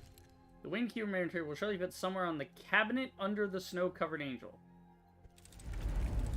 Where? Where on this cabinet? Because I looked all over the cabinet. I didn't see shit, unless, again, the devs are poorly designing their interface and hiding things from me. Maybe up here? No? Maybe it could go in there. No, that don't do shit. Yes, the wing key does not go in there. In the middle of the cabinet, close to the bottom, is some kind of mechanism. Oh, this little fucking... Alright, again, look. In this whole scene, tell me where that hole is. Do you see the hole? This little tiny hole down here that is away from all the things I was looking at. Is that where it's meant to go? No, that's where it came from. Okay, cool. It literally says, in the middle of the cabinet, close to the bottom. Middle of the cabinet, close to the bottom. Like, all the way down. Ah, okay, cool. So it's even worse than I thought. That's where the key came from. The key needs to go in the bottom here. You literally can't see shit with this in the way. Work on your fucking level design. Holy shit, like, you've made the interface better. I'll give you credit for that. House of Da Vinci 3 better not have anything getting blocked, bro. Nothing at all. I swear. There better not be a thing where it's like, oh, you gotta duck under here and click around. Like, no. Again, this is why I keep saying glittery areas to be zoomed in on. So if that was glittering, I would have been like, oh, I could maybe zoom in there. Fuck you and your level design. That's the one thing that I really don't like about this series. These games are fun, but the level design and also some of the puzzles are just dumb. Some of them are just dumb fiddle puzzles, which are not even fun at all. Item found, brass letters. Oh, it's Leonardo da Vinci's signature, but it's L, D, and V. But it's in brass letters. I'm checking all around this, because God knows I do not want to have to fucking miss something else. Okay. So now we got letters. Nope, we're doing something with them. Looks like they're making some kind of saw. They're serrated. Okay, this is part of a gear assembly. Great! Where do I use this? What the fuck, game? I swear, House of Da Vinci has, like, the weirdest shit. Like, here's an object. The fuck do I do with it? And the game's like, no? Have you looked around every single object in the entire level? Have you clicked everything everywhere? A little bit of everything all of the time? Okay. Maybe we can do something here. I don't know. I've seen nowhere that I need a gear assembly. Maybe down here? I can't look at that. It just goes up the ladder. Does it go on this somehow? No. What the fuck?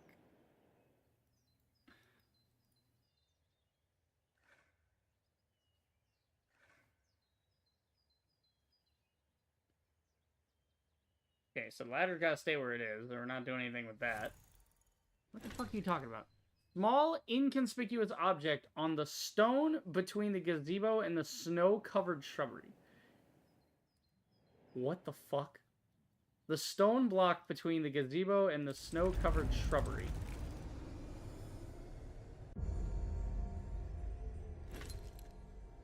What are you talking about? Do I need to, like, turn around? Small, oh, the fucking thing down. Wow. Hey, by the way, rotate your camera 180 degrees and look in the bottom left for something we literally hid out of your sight so you would never find it. What the fuck? Okay. Dome handle. Yeah, sure. Dome handle. Where I'm supposed to use that? No idea.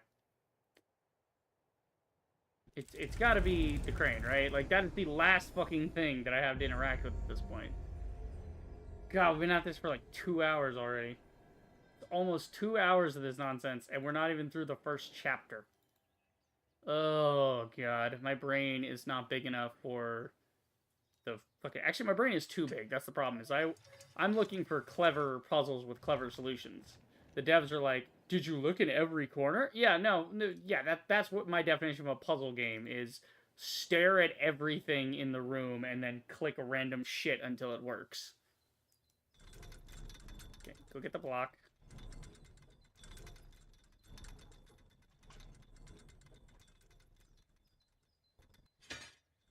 There you go. And we crank. Cranky, cranky.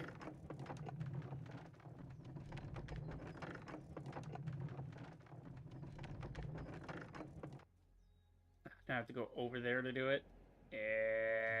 Weak. Put that on there. Magically hold it there with your telekinesis. To be fair, time is stopped, so... Wow, really? Okay, you aren't just gonna latch onto that? Why didn't it latch on? Oh, the gear assembly, right. Need the letters. Or not. That too, we could just... I could just go fuck myself. Okay, here we go. We gotta twist the thing.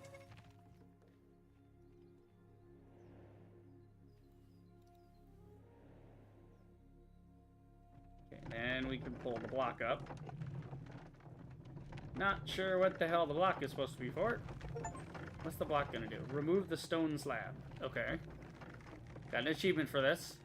Felt like a fucking achievement, honestly. It took forever here. So in the future, it's disappeared. Okay. So at least it puts me here. It doesn't make me go back through time. Something to do with this now? Oh, pull the lever? Lever? Lever, wheel, crank? What are we doing here? Okay, we got a wheel. So the whole thing turns. Also, frame rate issues. Jesus Christ, why? Why? Why? Why? Okay, so we're finally out of the freaking hedges. Oh my lord. Pain in my ass.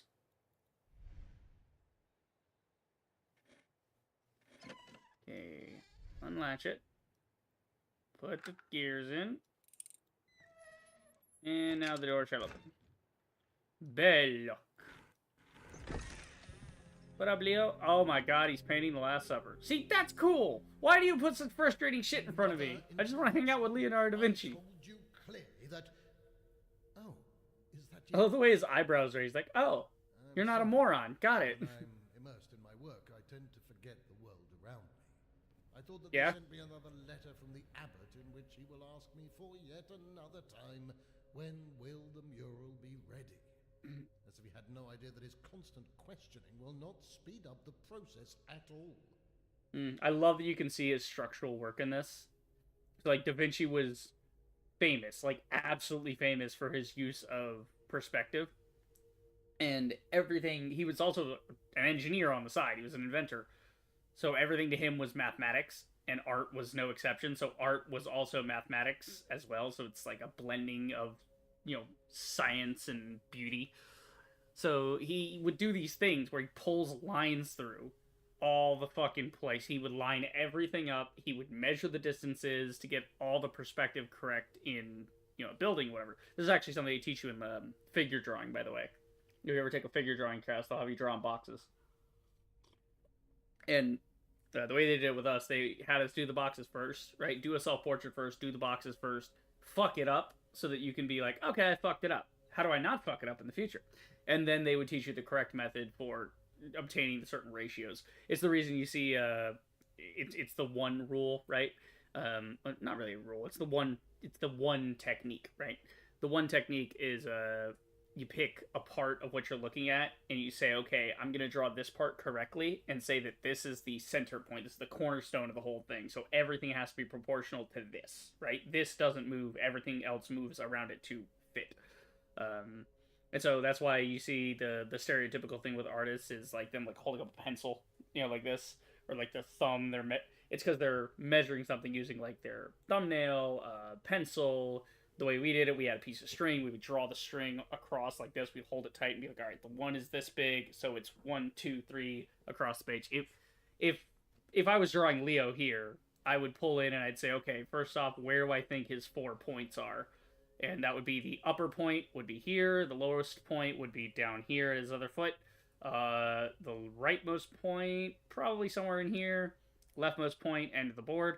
So you'd kind of put those arbitrarily where you think they are. You'd then pull a vertical and horizontal through each of them to create a box around him. And then you'd have a vertical and a horizontal running through so you can compare the lines later. Then what you do on top of that is you just say, okay, if this is all correct, cool, right? We want to make sure the distance between this and this are correct, right? So that becomes your first one. And the one changes as you go. So the one here is like, if the left and this are, if I say those are equal distance, then we use that to try and measure the other ones and eyeball them. Then we pick another one and we say, okay, the one, and the one's usually a smaller object in the piece. So I would probably, if I was doing this, I'd make his belt the one probably, and I'd say, okay, if that's that, it should be around here somewhere. It should go from here to here. If that line's there, this point should be on that side of the line. I'd basically get the belt right. I wouldn't do all the detail, but I'd get the shape of the belt quickly and say, okay, this point to this point to that point to that point, right? And then I'd say, okay, the distance from this side to that side, that's 1, and I would use that to measure everything else. Like, his, from the tip of the belt to this is 1, 2, it's, I'd say, let's see, 1, it's about 2 belts from the edge to this part of the belt. So basically, whatever size the belt is, put 2 more belts on this side, and it would be that distance. So, it's fun. It's fun. Figure drawing in that way is actually really fun, because you're using actual real, like, rulers and pulling straight lines through it and everything. That's how I got a really good grade on one of my assignments, is I spent literally 10 hours one day on a piece, because up to that point, it was not clicking for me about the whole perspective and drawing with the string and all that. I'm not a big 2D guy. I'm really not. But the thing that forced it to click was the fact that I needed something to show on one of my homework assignments. It was like, I have to show something good. I have to show real progress. I spent the weekend. I picked, I think it was a Sunday I did it. And I went in Sunday. Nobody was there. It was all nice and quiet. I went in the building closed at like 10 o'clock. So I was basically in there from 11:30-ish, right? So I got in there at like 11:30. I started at like 11:30, took a break at like 2 o'clock for some lunch, came back, spent the next however long, like 3 hours or so, took another break, go get dinner, right? Because student union was close by the art building, so I would just go in there, get Panda Express a lot. And I came back, finished it up. I'm like, all right, I can keep drawing lines for this thing, but it's gonna be. It was a chest. It was like the sternum and all that. It was like a skeletal chest with the ribs. I pulled so many lines through that. Like, nobody else in the class was pulling horizontals and verticals. I pulled it through every single point to try to make it perfect. And that's exactly what my professor said when he saw it. He was like, yes, this is the thing. You should, like, my work was used as an example of, like, even if it's not perfect, you can tell the efforts here. That's what we like to see. We like to see the lines pulled through, you know, and you write how long you worked on it in the corner next to your, you know, you sign it, you date it, and you write how long it took you. And you know, obviously be honest. You don't fucking lie about it. Be like, oh, I drew this whole amazing self-portrait in 2 hours because I'm amazing. Like, no, no. That doesn't serve you. But the point is to show, like, how long does it take you, and it shows that you're getting better at recognizing things. I don't know. It's a whole thing. I've also been drawing again lately, working on a thumbnail for a buddy of mine, and you know, it's coming along. It's a little harder to do than the figure drawing stuff because it's digital, so it's easier in some ways. It's harder in other ways because a lot of it is just me sort of eyeballing it, but at the same time, I can superimpose the pose of the character, and again, I'm not even a character guy really. But, such is. Very interesting. I must confess, I am surprised. I like that I babbled like that he said, very interesting. You failed my challenge Nice. assured me that it was impossible. Therefore, I must admit that you made a great impression on me. I mean, I kind of cheated. I used time travel, but okay. Yeah. Somebody that can do the impossible. In any He case, thinks the test I is am not glad to that get if you here. will The be test aware is, of my could you service pass the course. test? Sort of a Turing Much test type work of thing. force, and I believe that in you I am gaining a very capable ally. Right? Let us tarry no longer and start working. Let us tarry no longer. What do you say, Giacomo? Giacomo. Okay, cool. So, am I the guy from the first game, and this is how I meet Leonardo and become his assistant? Or am I still a spy in that game? I don't know. The plot thickens, boys. The plot thickens. It appears as if the trial was only possible with the help of the Oculus Perpetua. Perpetua. My hands were almost freezing when I finally made my way into the refectory. There, I finally saw Leonardo, completely absorbed by his work on a breathtaking piece of art. He painted a scene on the wall, which reminded me of the Last Supper of our Lord.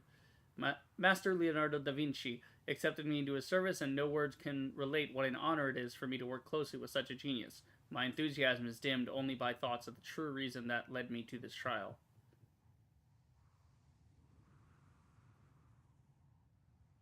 Two seconds. Think somebody knocking on the door.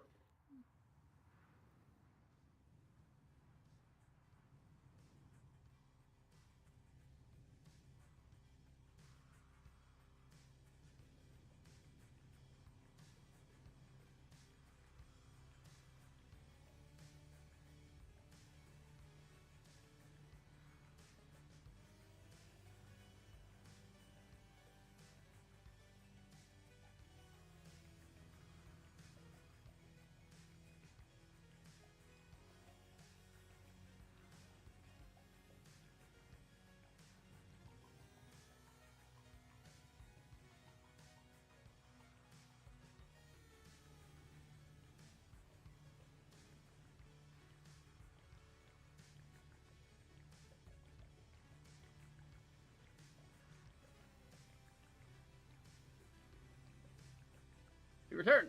Okay. It's the neighbor they're moving. Okay. Corte Vecchia. Alright. Might just do this one. Because we did a longer stream yesterday. That kind of wiped me out. Like I said, I'm working on a thing to get caught up on that drawing, get some stuff done. Not too much stuff. I'm basically in the shading phase for the final render now. I just gotta finalize a few things in the details. And just color it up real quick. Nothing fancy. Ooh, speaking of fancy, nice shirt. I miss ruffles. Can I just say that? Like, I don't think we should do the whole shirt, but I do like a nice cuff like that, where it's got the little roughly cuff thing, you know? It's just, it has style to it, you know? Kind of pretty. Agreement was quite clear, Master. Enough! This was the last insult. You, Leonardo, have no idea Oh, what pressure there's the I am Duke. under. I cannot wait any longer. I will gladly double your commission, but I need the machine finished as soon as Ah, this is where, yeah, okay, so they're fighting about the time machine. But no amount of money can speed up the process. As I was saying, just finish it. Ooh, he looked at his spy, Giacomo. Interesting. So we're actually helping Da Vinci build the machine. Or wait, what? Giacomo. Is he building the time machine? Excellent. I don't know. Look what we have here. In the morning, I was visited by a Valencian nobleman whose name I have unfortunately forgotten. I've forgotten his name. He has received this peculiar thing from his guest, a certain Turkish seafarer. Okay, and he wants us to solve the puzzle box. He asked me to find out what is hidden inside this particular cabinet. Naturally, I tried to explain that I'm currently working on more pressing matters, but in the end, he persuaded me by telling me that I am the only one who can help him. To tell the truth, the financial reward he offered was even stronger motivation, as we will certainly need money. Nice. I very much He's like, yeah, I like getting my ego stroked, but, you know, all about the dollar bills, y'all. Even though the Duke, You know, there was, the gentleman yeah. acted as if he thought that the devil himself is in there. I very much doubt that there's anything extraordinary, even dangerous hidden inside, even though the Duke... Okay. Well, as I was saying, I currently do not have the time to cater to whims of some nobleman. You will take on this task, Giacomo, and I will come back when you are finished to see what you have discovered. Okay, cool. So I'm opening the puzzle box. Got it. There's a funny story. I don't remember exactly who, right? Maybe we can Google it. Because there was a story I heard in one of my art history classes. I don't remember which artist it was. It was one of the Renaissance era guys who was back in the day. I believe it was Da Vinci. Or it was either Da Vinci or Rembrandt or something. It was one of the masters, right? Artist that made nobleman pay. There's a story.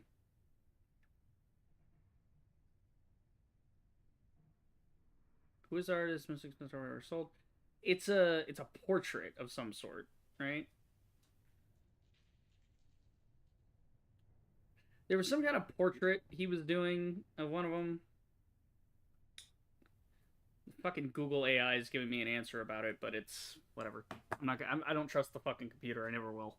Like, I'll trust an article if it directs me to an article that's backed up with citations. But no, I'm not gonna trust it to summarize some shit. But yeah, it's like I think it wasn't Da Vinci. I think it was Michelangelo actually.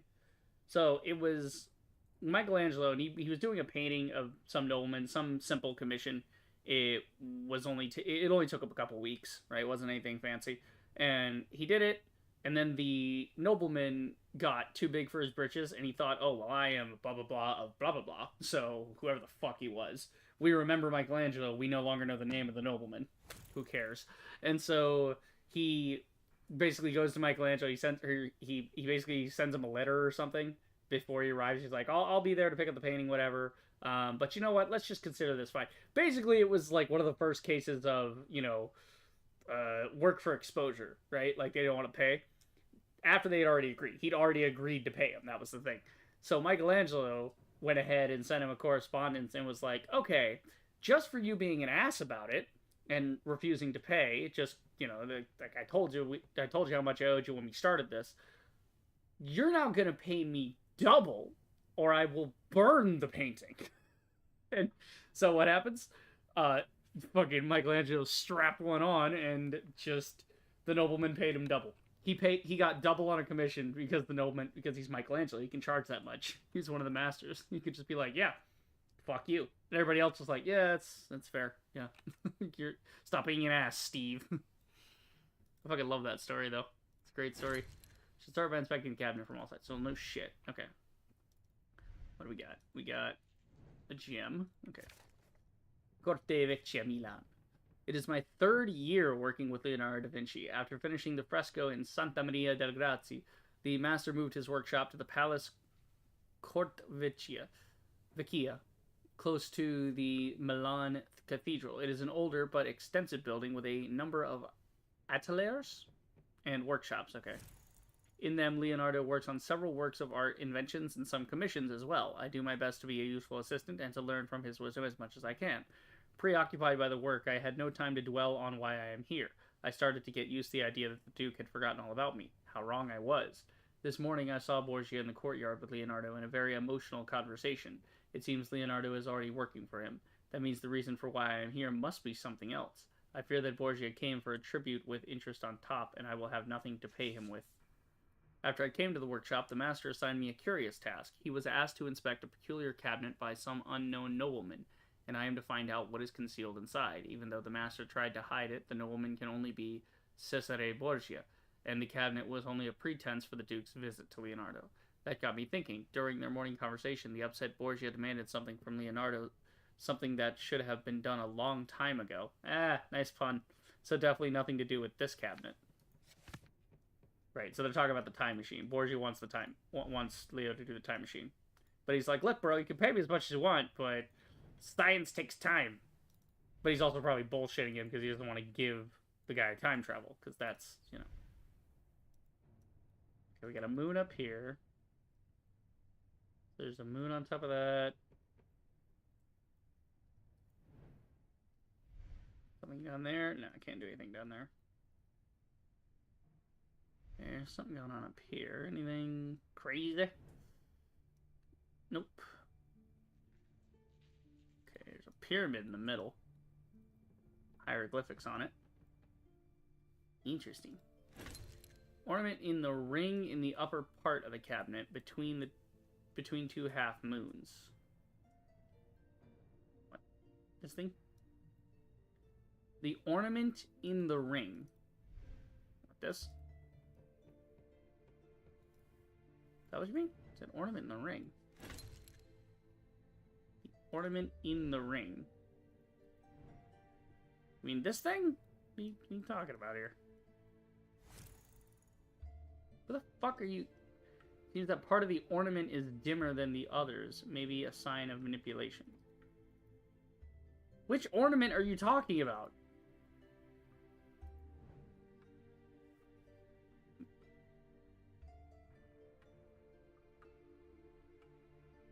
I'm confused what they mean by ornament.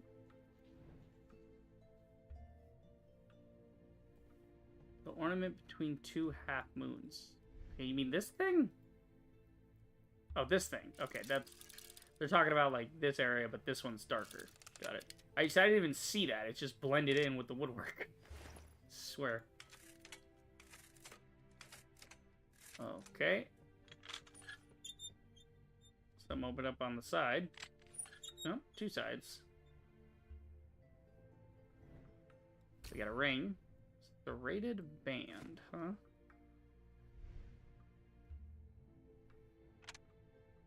Yep. Folded phoenix head. Well, let's unfold it, shall we?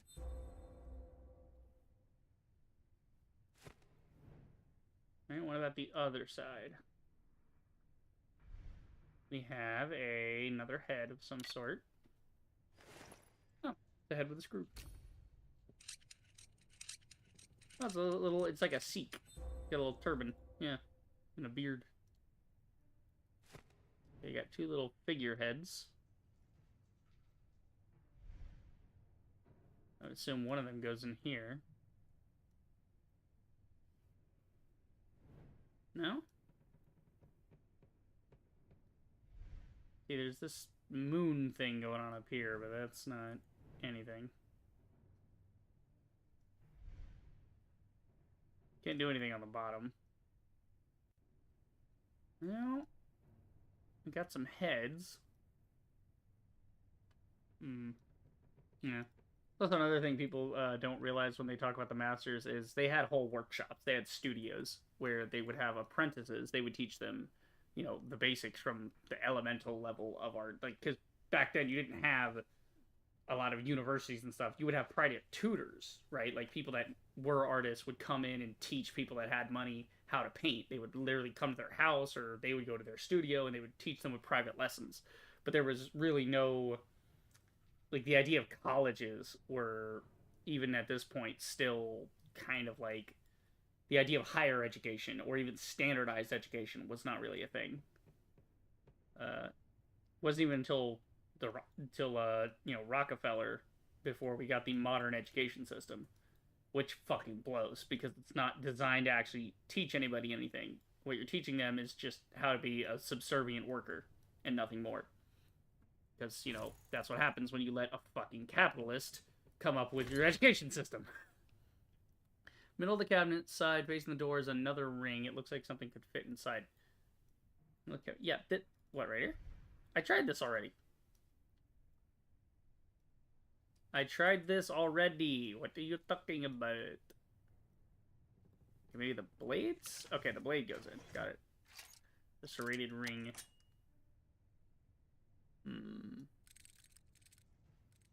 Got a couple of birds and a pond.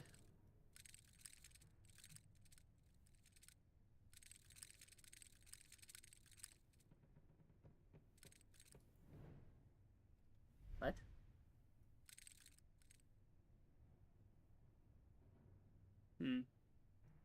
I can't grab anything. This just rotates the front.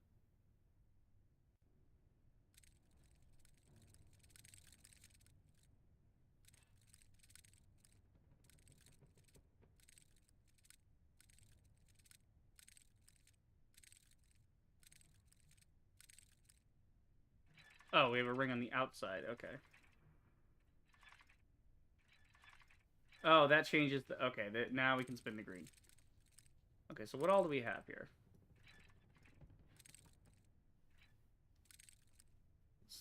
Okay. What the fuck am I looking at?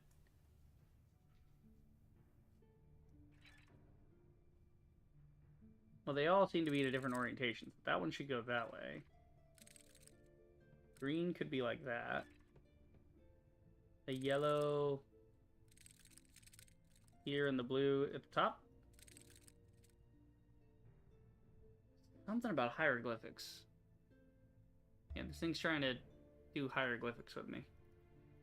I can't zoom in here to see, but...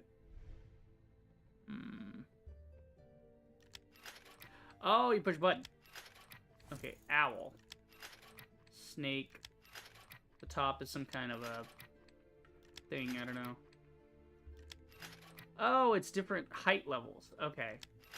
So this one's the front. So the yellow's lined up.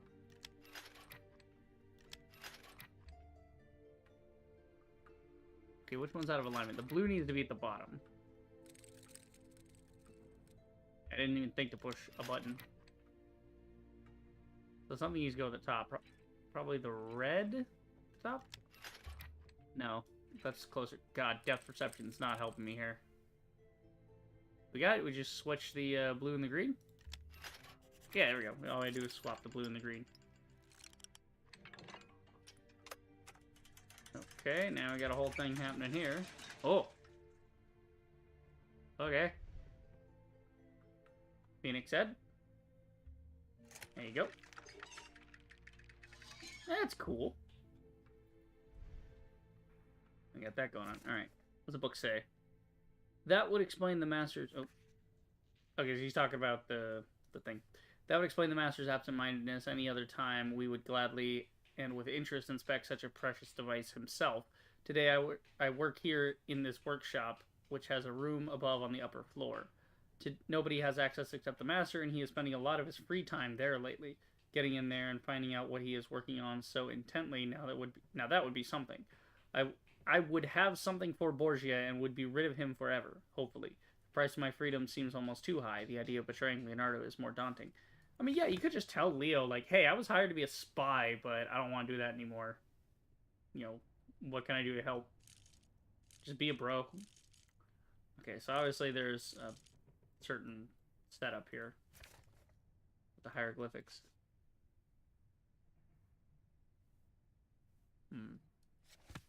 Right.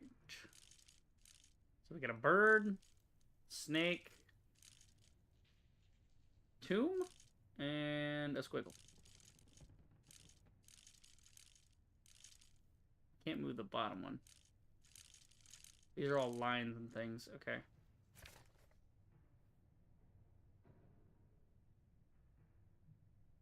So, tomb. Okay, so let's see. Ankh, right? So an Ankh. Is that an Ankh? Yeah, looks like an Ankh. Ankh, tomb, squiggly line, sail? Some sort? Something like that? Squiggly line is here. But that's squiggly line, and that's Ankh. That's tomb? Oh, okay, we're getting somewhere. And that opened which one? The second layer. So this is the second layer. So, yeah, that makes it 1, 2, 3, 4. Okay. So we need to do the birds first. We're looking for birds. Birds and water. There you go. And then the next one. See, this is how puzzles should be. This is the right idea for a puzzle. I'm working it out. I have some kind of a note that's a hint towards, like, how to decode the friggin' thing.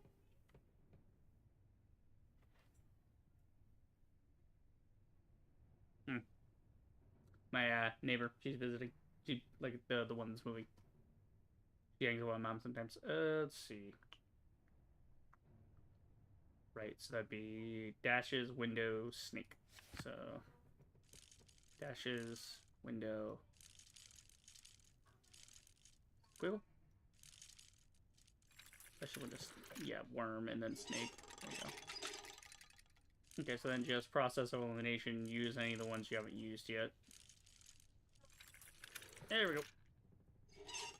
Not bad. See how easily I complete these puzzles if they make sense and they're not just weirdly arbitrary?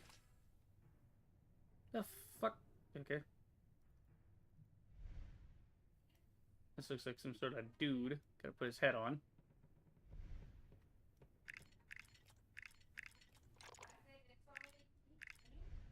There we go. Yeah, here's the little thing. We need that for the top. Moon key.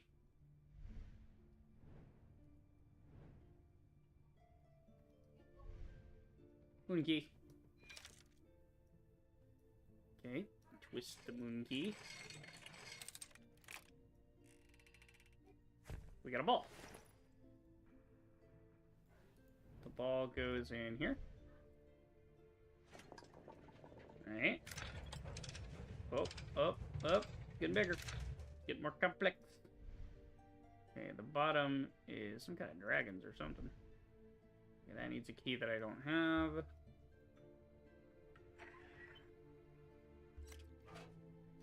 Okay, something open there and there. Are they gonna breathe fire? That'd be sick.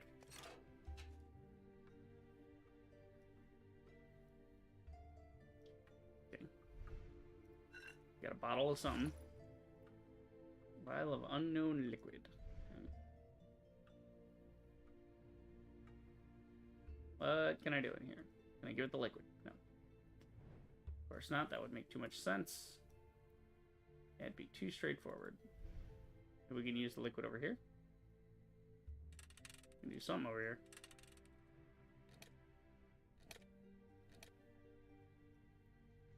And then liquid.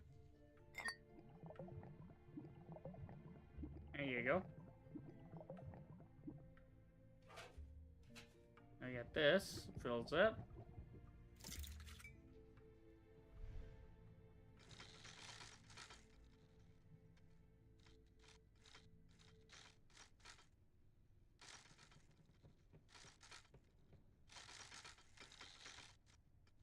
What am I doing? Gonna rotate this so the key comes out? Oh, just so I can get in. Yeah, camera angle was kind of off. Okay, button with a thorn. Here. No, not there. Okay. There's a little handle here. Okay, the band is locked. Okay. Button? No. Button. Yes. Oh god, watch it, watch it, watch it, watch it. Left side. I'm good at these. These are my favorite kind of little... I like the shell games, you know. 3-card money, all that. No. Yellow. Okay. The key, by the way, is not to try to follow the thing with your eyes. Everybody tries to do that. That's why they lose. I mean, it's all rigged anyway. But the real trick, if somebody's sliding around super fast like that, look at the center and use your peripheral vision to keep track of which side the thing's currently going to. Again, not going to work in the real world because anybody where you're like doing a shell game and betting money on it, they're always fucking with you. They'll just palm it every now and then. Like, they'll let somebody win. They'll have a guy in on it who comes in and he wins big and that gets everybody else hyped up. And then he'll leave the table and he'll be a big winner and that's his buddy. He's going to go around the corner and like leave. He's going to get in a car and drive across town, right? And then the rest of the people there, he'll let 1 or 2 guys win here or there. But again, with gambling, the house always wins. So he'll wait until somebody's on a big streak and then and then go super, super fast and then sleight of hand. He'll palm the thing. But the key is not just to palm it, it's to palm it, switch it to the other palm, and put it in a different cup. That way it doesn't look like you're a cheater. Even though you are. You're fucking cheating. But it's gambling. I mean, he who gambles always loses, you know? Like, it doesn't matter. There's actually a great Twilight Zone episode about that, where it's basically an anti-gambling episode talking about the evils of gambling. And it's literally an evil slot machine that wants to kill this old man, basically. It has it out for him. And the funny thing is, he's the one that, like, didn't even want to be doing the gambling shit in the first place. He told his wife, don't mess with the slot machine. Then she's like, no, it's fine. Here, just try 1 coin. It's like, it's only 25 cents. All right, fine. Ding, ding, ding, ding. And he gets addicted to it. It's a whole thing. Again, as with many things, great episode of Twilight Zone. Okay. Some good television right there. I actually have the collection. I don't know how many episodes I have, but I have like 9 volumes of the Twilight Zone. Not sure how many episodes that is. Might just be 3 seasons, but I think the Twilight Zone's like 3 seasons, something like that. 3 or 4. Okay, we got a couple of balls. That'll go on the other side.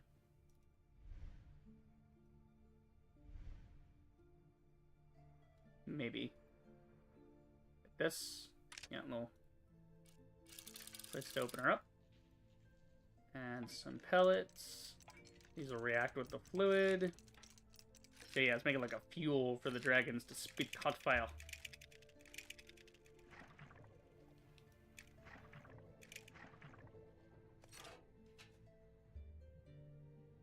Okay. Comes through here. The band is still locked. Oh no, it's unlocked. Okay, there we go. Now I can spin it. Yeah, give me that. Thank you. Let me use the band on the other side. This is quite the fun little toy. I like this. Can you imagine what Da Vinci would say with some of the toys? Like, if you show him, like, an action figure with kung fu grip. It's like, you could get something that small to hold things that are different sizes? Imagine Da Vinci with plastic, dude. The guy would have gone nuts. He would have made such crazy shit with plastic. Now I must finish something in the upper workshop, so Okay. you continue here. I would expect to see the cabinet's mechanism in all its beauty today. Okay. And if you don't get it done, you're fired. Get to work, Wagey. Just imagine Da Vinci being a fucking corporal, bro. Oh my god. That'd be retarded.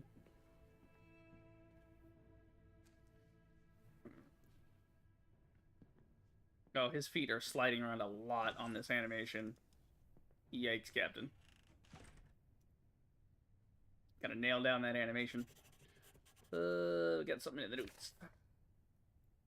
Got a secret lair. Once again, I confirmed that Leonardo's mind is on something really important.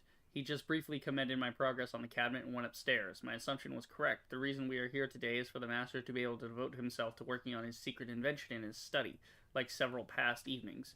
But now I need to focus on finishing my task and finding out what is hidden in this extraordinary cabinet. It looks to me more and more like some sophisticated machine whose intent I do not understand yet. Yeah, no shit.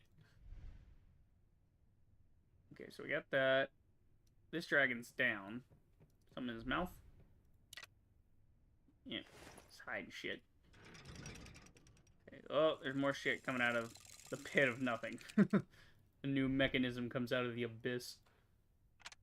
Okay, let's try this. Oh, it's like a little automaton dude. Little dancing puppet guy. That's neat. Oh god, we gotta try and fill in all the stars somehow.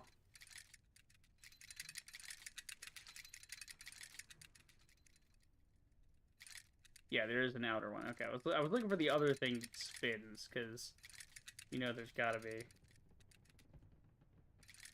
there a pattern here, or am I trying to fill them all in? That's what I'm thinking.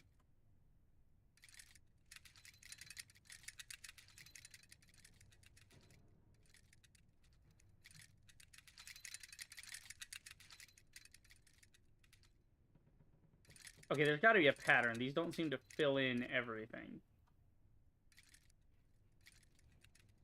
Okay, let me check my notes. There's some kind of pattern that I'm not seeing here.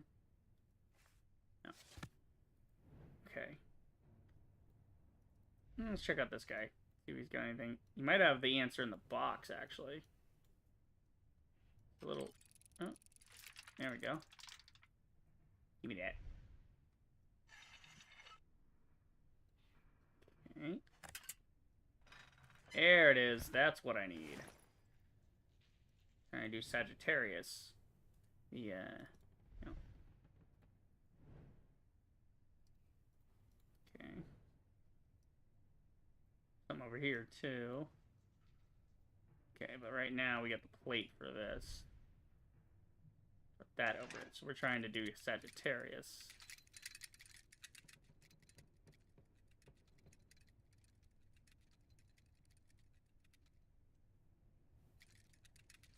There we go. Got it. Oh, well, that just fell. Why'd you just break the whole device? You never figure it out now. You know, the Seek gets pissed, whoever made this little box. It's just like, you idiot! I spent months on this! Can you imagine? Okay, what kind of insert does that have? Diamond prongs, so you go here.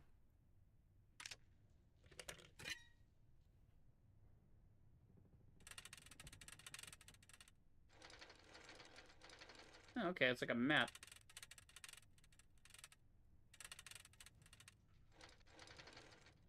Are we trying to find ourselves? What are we looking for?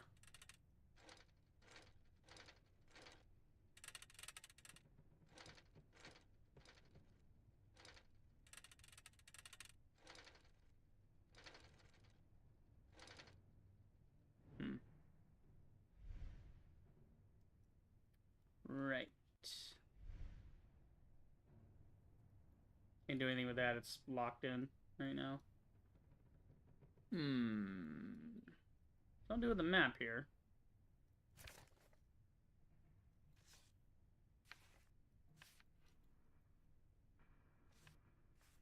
Yeah, I'm not seeing any maps in my notes. I figured if it's from the Duke, he might have something in the notes about it. No.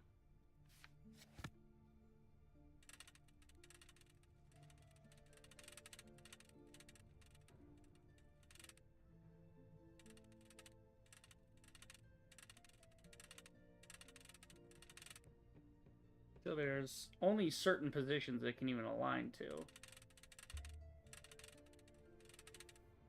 So it only has 2 real positions. It goes there or it goes there.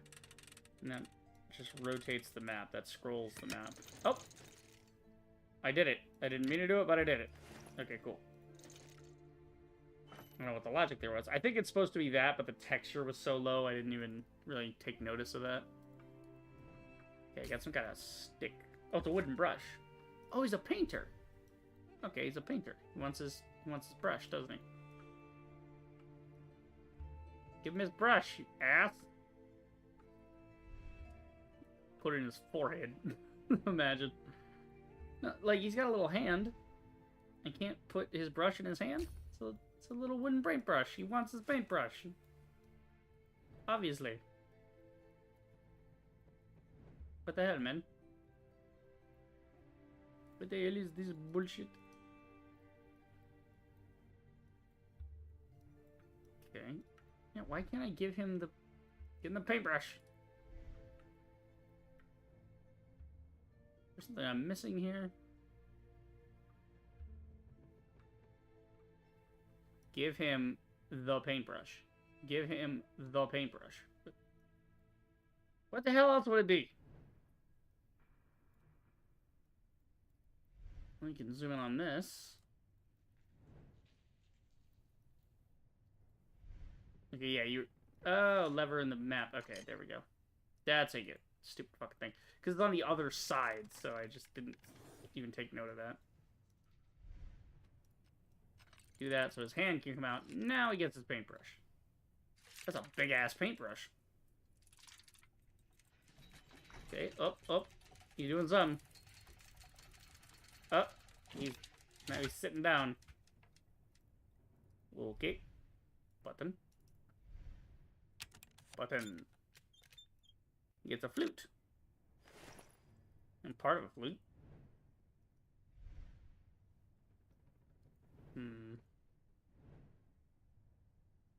Okay, what's he got here? Some kind of counterweight. Knife. We got part of a flute. We got a lock with some kind of weight. Knife. We got this dude. What you up to, broski? What do you got going on here with the paintbrush?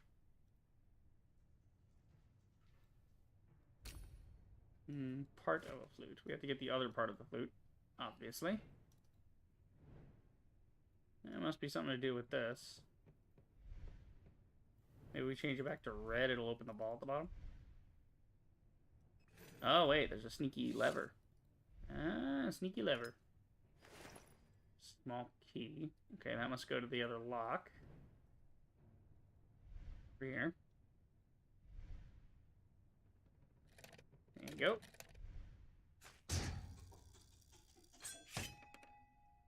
Okay, then. Imagine if we used a shitty string and that was already down when you opened the box. Like, damn it! The puzzle's ruined! Teardrop gem. Okay, that goes on his forehead, I bet. No, wait. Before we leave here, we got another button. Get the other flute going. Main part of flute. Other flute. Ta-da! We made a flute.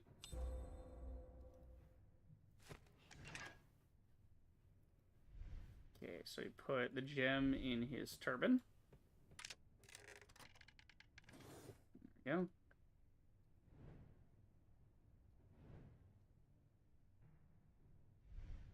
Imagine the counterbalancing and shit you would need to make a little puzzle box like this.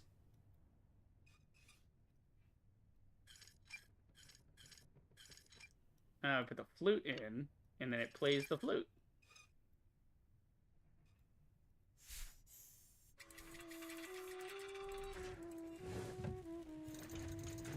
That's cool. Whoa! Was he riding on an elephant or something? What the fuck? Okay, I need a beam there to go across. Got nothing on this side. Yeah, it's an elephant. You can tell by the tail. Okay, sure thing. I don't have a beam, though.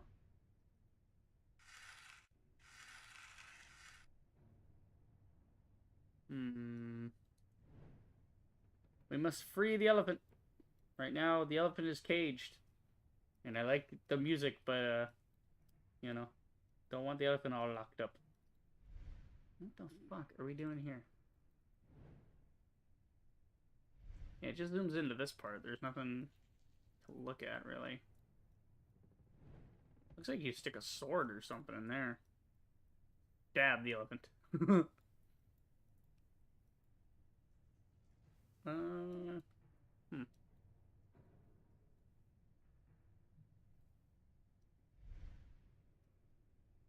I know I gotta move this across, obviously. What the hell do I do over here? What am I missing?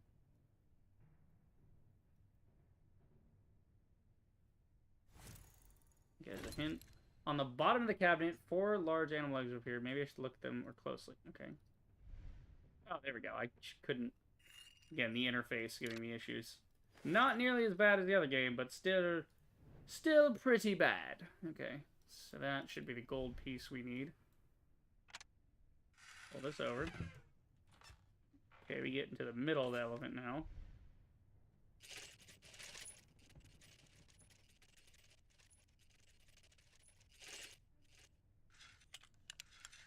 Okay, we're trying to rotate these.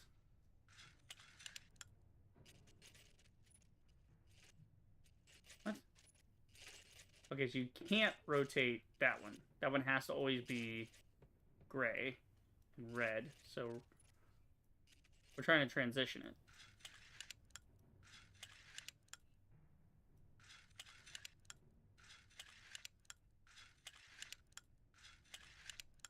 Oh, wait, the other way. Oh, shit. I think I had an idea. Like that? Like red, green? No. The problem with lowering the texture is that this is supposed to make some kind of picture, but I can't really see where things lined up. It seems to be color-coded, at least.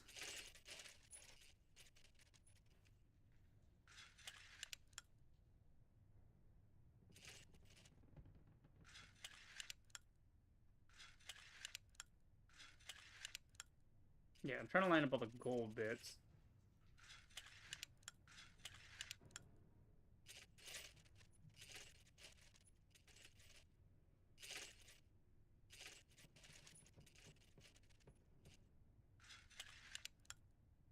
There's a red bit that I guess needs to meet the gold bit. I think that's the idea. Like the red to the red and the gold to the gold.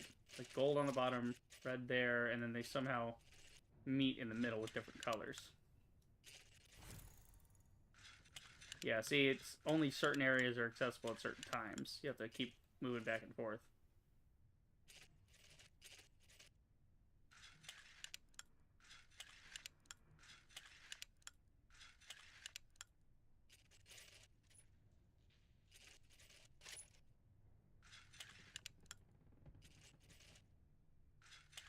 Maybe? Am I reading this wrong? Hold on. Let me crank the damn textures up for a second. Ridiculous. Come on. Change the freaking textures. It ain't rocket science. Alright, let's go to a medium. Honestly, I don't know why you even need high textures in this. Like, the medium texture looks fine. Turning the metal band on the bottom front of the cabinet makes the central shaft move up and down. It's like different parts of the color. Yeah, okay, I already figured that out. I'm just trying to get the thing to look right now.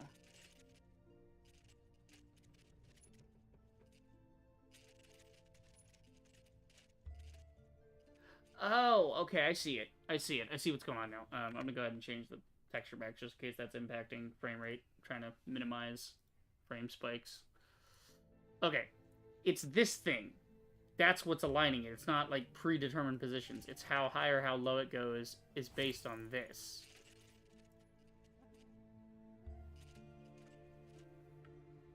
So if we use the really tall one,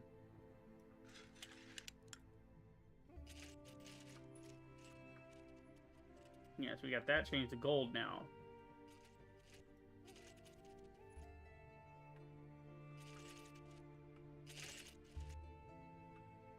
Right, so where's the next highest peak? Like that? Yeah. And then the next highest peak after that.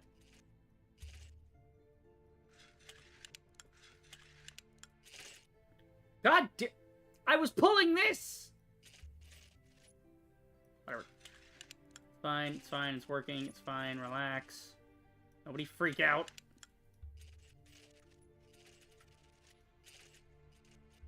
Nope, too far. Okay, that's too far, and that's too high. That's somewhere between here. Something like that, maybe? This one, perhaps? No, god damn it. Rotate the fucking camera. Lock the camera off when I'm in this. I don't need to bend the camera. Just have me look at this straight. Okay, I think we finally got it. There it is. I don't even know what it's supposed to be. It's like a bird. Like a peacock or something. Oh, here comes the elephant. Yay, elephant.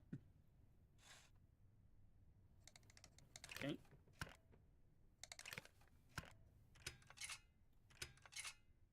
Okay. I like spinning all these things. This is fun. Unfolding the elephant. Okay. Oh, God, look at the trunk. God, imagine the mechanical... Like, not even the physical stuff, but, like, just for the game, they had to build this whole model, right? So you had to build a model that actually does fit in here. You know, you had to... obviously, you can kind of fudge the internals a bit. It doesn't have to be as complex as it would be in the real world to make something like this. Like, if you want to make this in the real world with these types of manufacturing of gears and such, you could make something like this now, but in the, 15th, 16th century, yeah, because it was 495, so yeah, we're still in the 15th century. So, around the year 1500, you would be able to make something like this, but I don't think you could make something quite this small. It would maybe need to be... I mean, it's already kind of big, so I could see it being a little bit bigger, just to fit all the little extra gears on the inside that you would need, but that's also the challenge, is how can you get gear ratios to line up with each other so that they can work off the same system in a compressed space, you know? It's kind of fun. I dabble with engineering sometimes, at least the thoughts of it. Fun. Okay, we have a disc. The disc could maybe go in here? Yeah, we got a disc. Oh, we got a note. Something's happening up here. The thing's moving along. It's like a progress bar. Okay, the bird is freaking out. Now what's the bird doing? Oh. Oh, the guy fell over.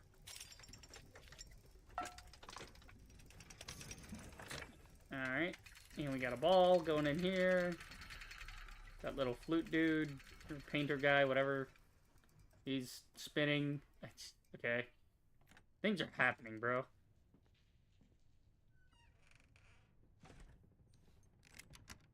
Let me just lock the goon cave. It's just... love it. Turn out the light. That was, smart. Don't want to burn down the workshop. Fine work, Giacomo. As I predicted, nothing dangerous. It looks like some kind of clockwork mechanism on which the Turkish seafarer, devil knows why, depicted his voyage's discoveries. Yeah. His fellow countrymen must have admired the ingenuity, skill, and care needed to construct such a mechanism. No shit. It is definitely a precious gift. I am sure our client will be more than happy. Okay. Oh, I'm tired after such a long day. I will head to my chamber. Yeah, isn't it just like Borgia to make Da Vinci figure this out for him because he's not clever enough, That's they kind of set that up in the first game, that Borgia was kind of a dickhead dictator type of guy. Not really he's not actually intelligent. He's just being a strategist and being intelligent are two completely different things. Like, you can be an amazing soldier, but terrible at creative thinking, right? But you're just really good at leading troops.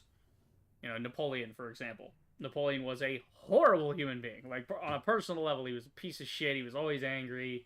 He had this whole, I'm gonna conquer the world thing. But in battle, he would fuck people up. He was big brain. Now is my time to find out what Leonardo is doing in his secret study. Okay, well, I want to see this first. Esteemed Duke of Valencia, Cesare Borgia, tales of your wit and sharp mind reach far beyond the borders of your country. The proof of their verity is the fact that you were able to solve the puzzles hidden in this clock. What was I saying? Borgia had somebody else do it for him. He's not actually clever. That's funny. I, Haji Ahmed Muhaddin Puri, discovered it during my travels, and now I bestow it as a gift upon you. It was devised and constructed by the great thinker Ismail al-Jazari more than 200 years ago. Wow. To show the benefit of cultural diversity. I believe that this ingenious machine will be a celebration of wisdom and knowledge brought by this enlightened era of reason. Yeah, because that's what the Renaissance was referred to as. It was the Age of Enlightenment, it was the Renaissance, But simultaneously, it was also referred to as the Dark Ages because you had all of these guys coming up with, more advanced physics and pulleys and things like that. And you were starting to get the initial... Okay, because think about this, right? 1492, Columbus sails the ocean blue, right? So, at the time that Columbus sets sail and is looking for his route to India, fucks up entirely, and then genocides the natives in America, fuck them. Christopher Columbus can eat my ass.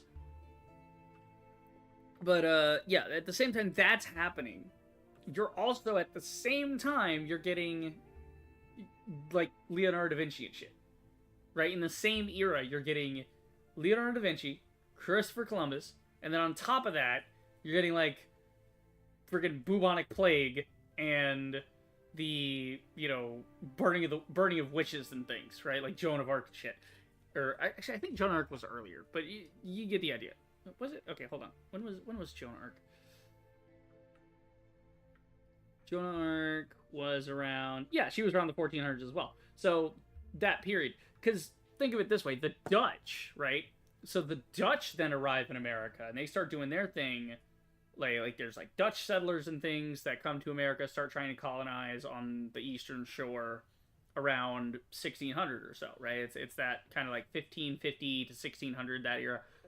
So, when we talk about the 1500s, we talk about the Renaissance, right? Which was like 1400 to, 1550. It was like 150 years or so, right? It's somewhere between 150, 300 years. It depends on when you start and end it. But this whole era was basically the Dark Ages were part of the Renaissance, right? So there was like the Age of Enlightenment, but it was also kind of contrasted with the whole, like, let's burn the witches type thing. It's fucking ridiculous. Which is actually how you roll into a lot of the whole, like, Salem witch trials and things in the 1600s, was due to that.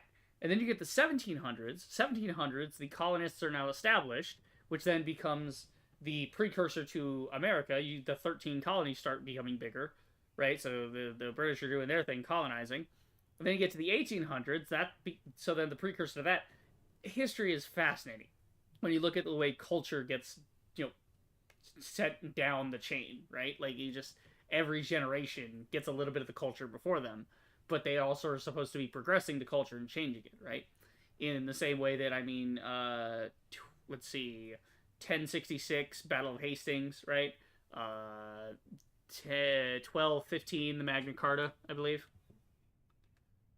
Again, this is just part of us playing the game, is talking about history and learning that, 1215 was the Magna Carta, right? So the Magna Carta was, people mistake it as the first Bill of Rights. It wasn't really a Bill of Rights. It was it was like the great-great-grandfather of something that could be considered a Bill of Rights, because at the time you had feudalism, which feudalism itself was an offshoot of what the Romans had been doing with their empire, landowners and slaves and things, right?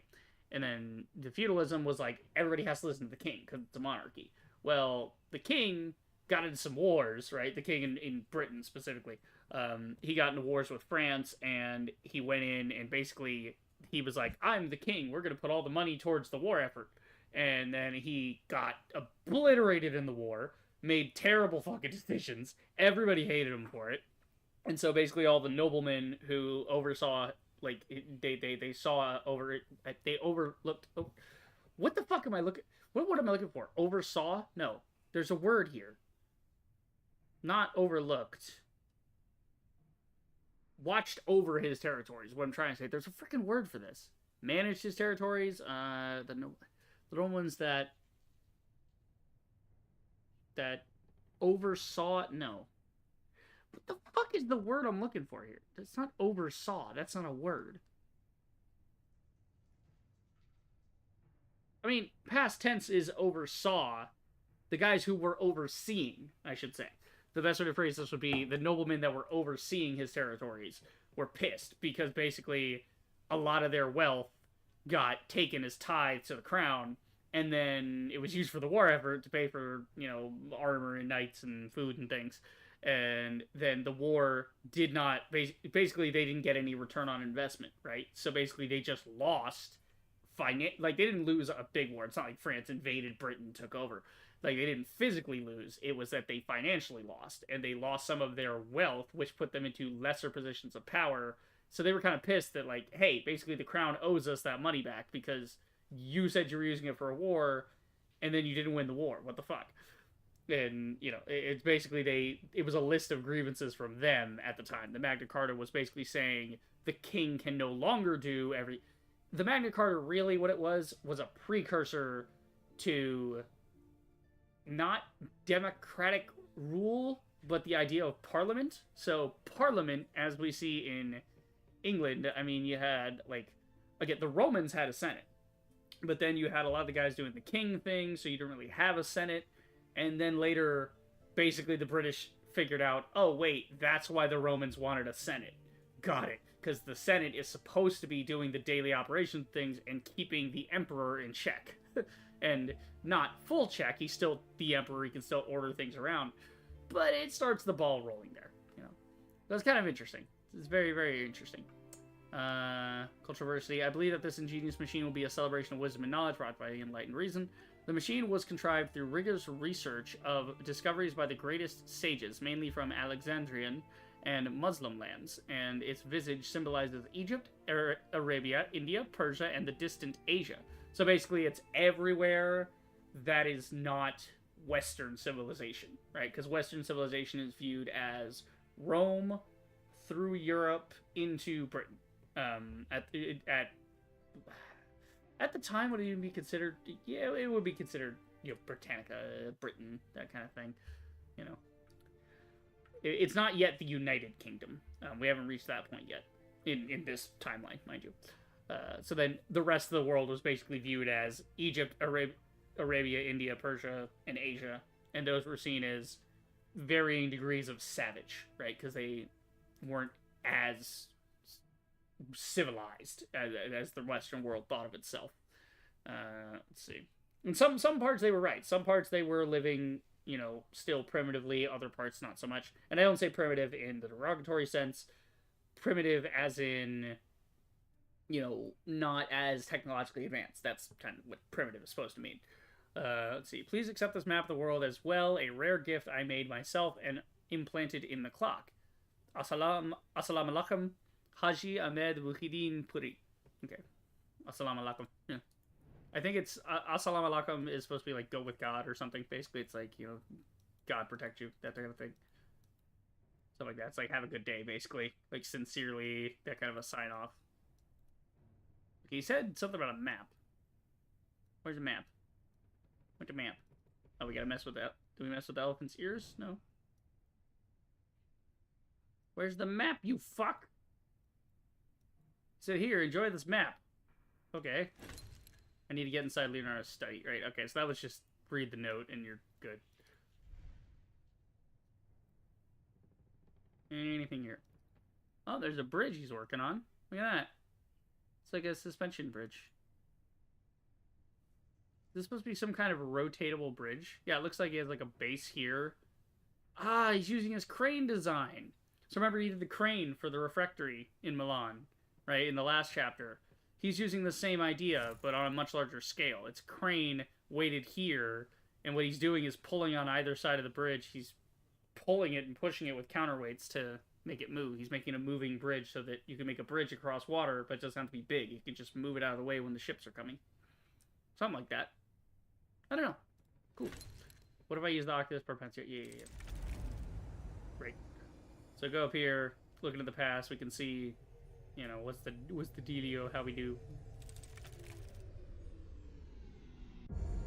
Bong. Okay. What time is it now? 1498. So last year? No, it's still 1498. I think this is just a different time of day that we're looking at.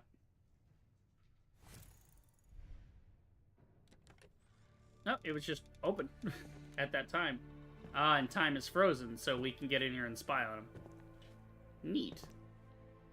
So are we seeing him create the time machine? Is that the idea? Yeah, see there's the little flask from the other game. Yeah, those are supposed to be parts of the thing. The texture's lower. Okay. Yeah, he's made. It's like a model of the time machine. So the secret device the master tries so hard to keep hidden. I should make a sketch. Ah, okay, cool. Oh, Jesus. It's a big old thing. It's getting dark outside. My work is done. Inside the cabinet was hidden a beautiful clockwork mechanism. Even Leonardo himself had to appreciate the art and subtlety with...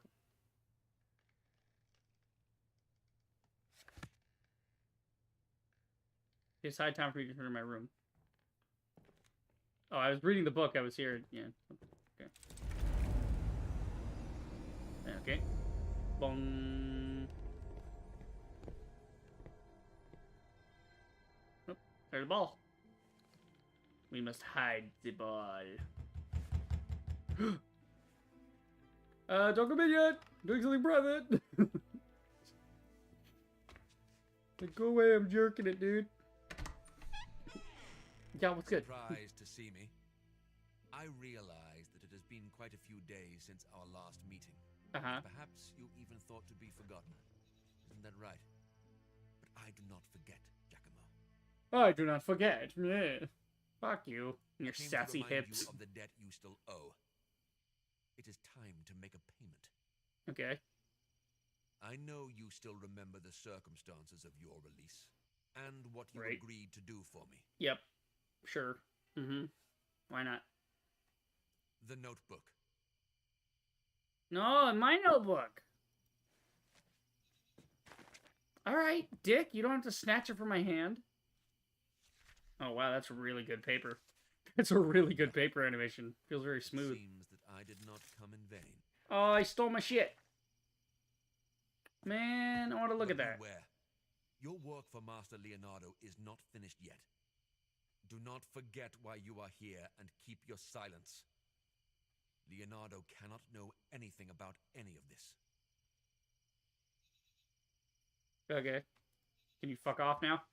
Go away. Man, threw my book on the floor and everything. What a douchebag. God, no wonder people don't like the Duke. Such a dick.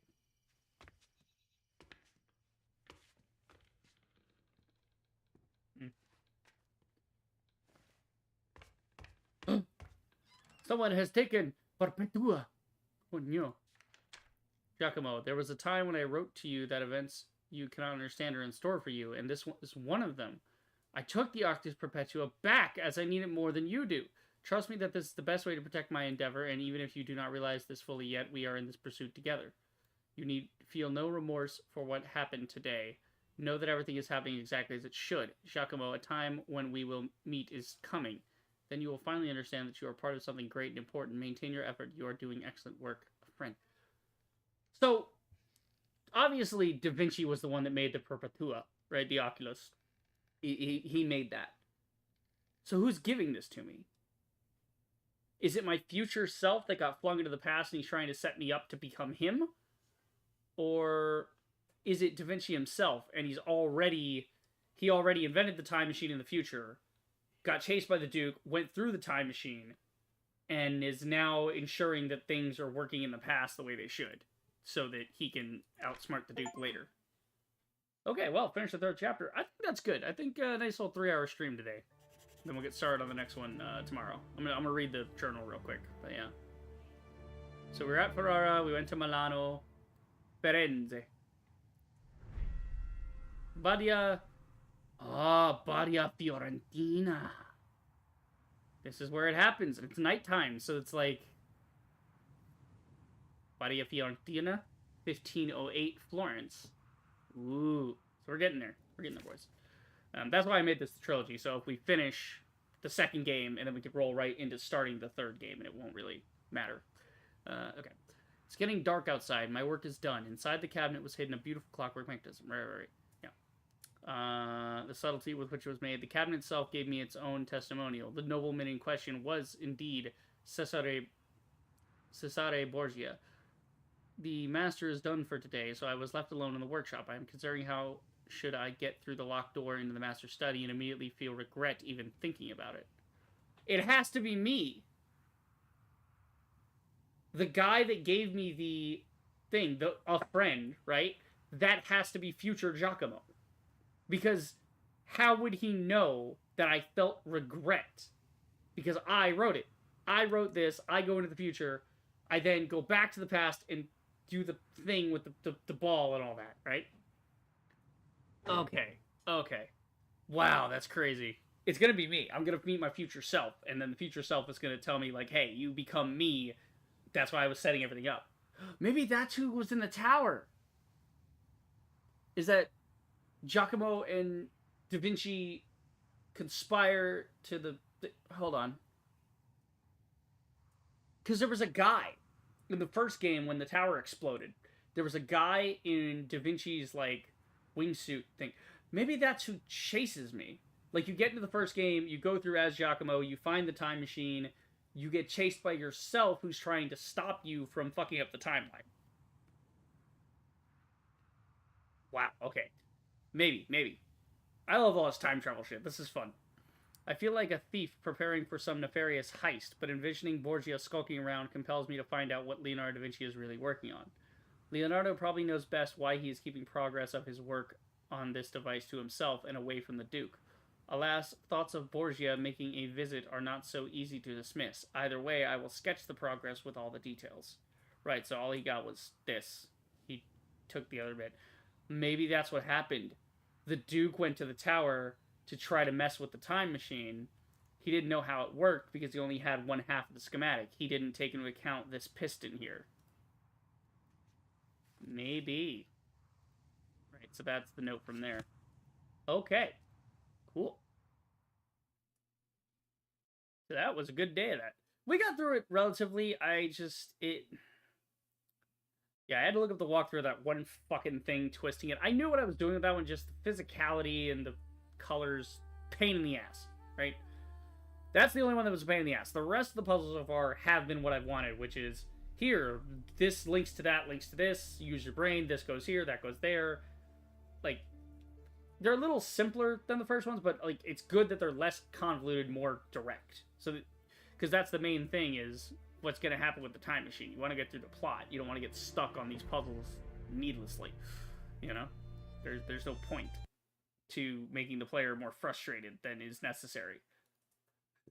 Like, give me schematics, give me things to look at, give me notes, give me ideas. Make it more apparent what I'm supposed to be doing, and that makes it more fun. But yeah, nice little 3-hour stream. I just, like I said, the 4 hours is basically just so I can kind of try to keep myself from streaming for 7-8 hours, you know, doing long things. So as long as I keep it between like 3 and 4, you know, that's decent. That's decent. But yeah, but that is it for the stream. I hope you guys enjoyed. If you did, then do the usual. Like, subscribe, check out my streams, and I will see you guys in the next video. Reaper the Rager, signing off.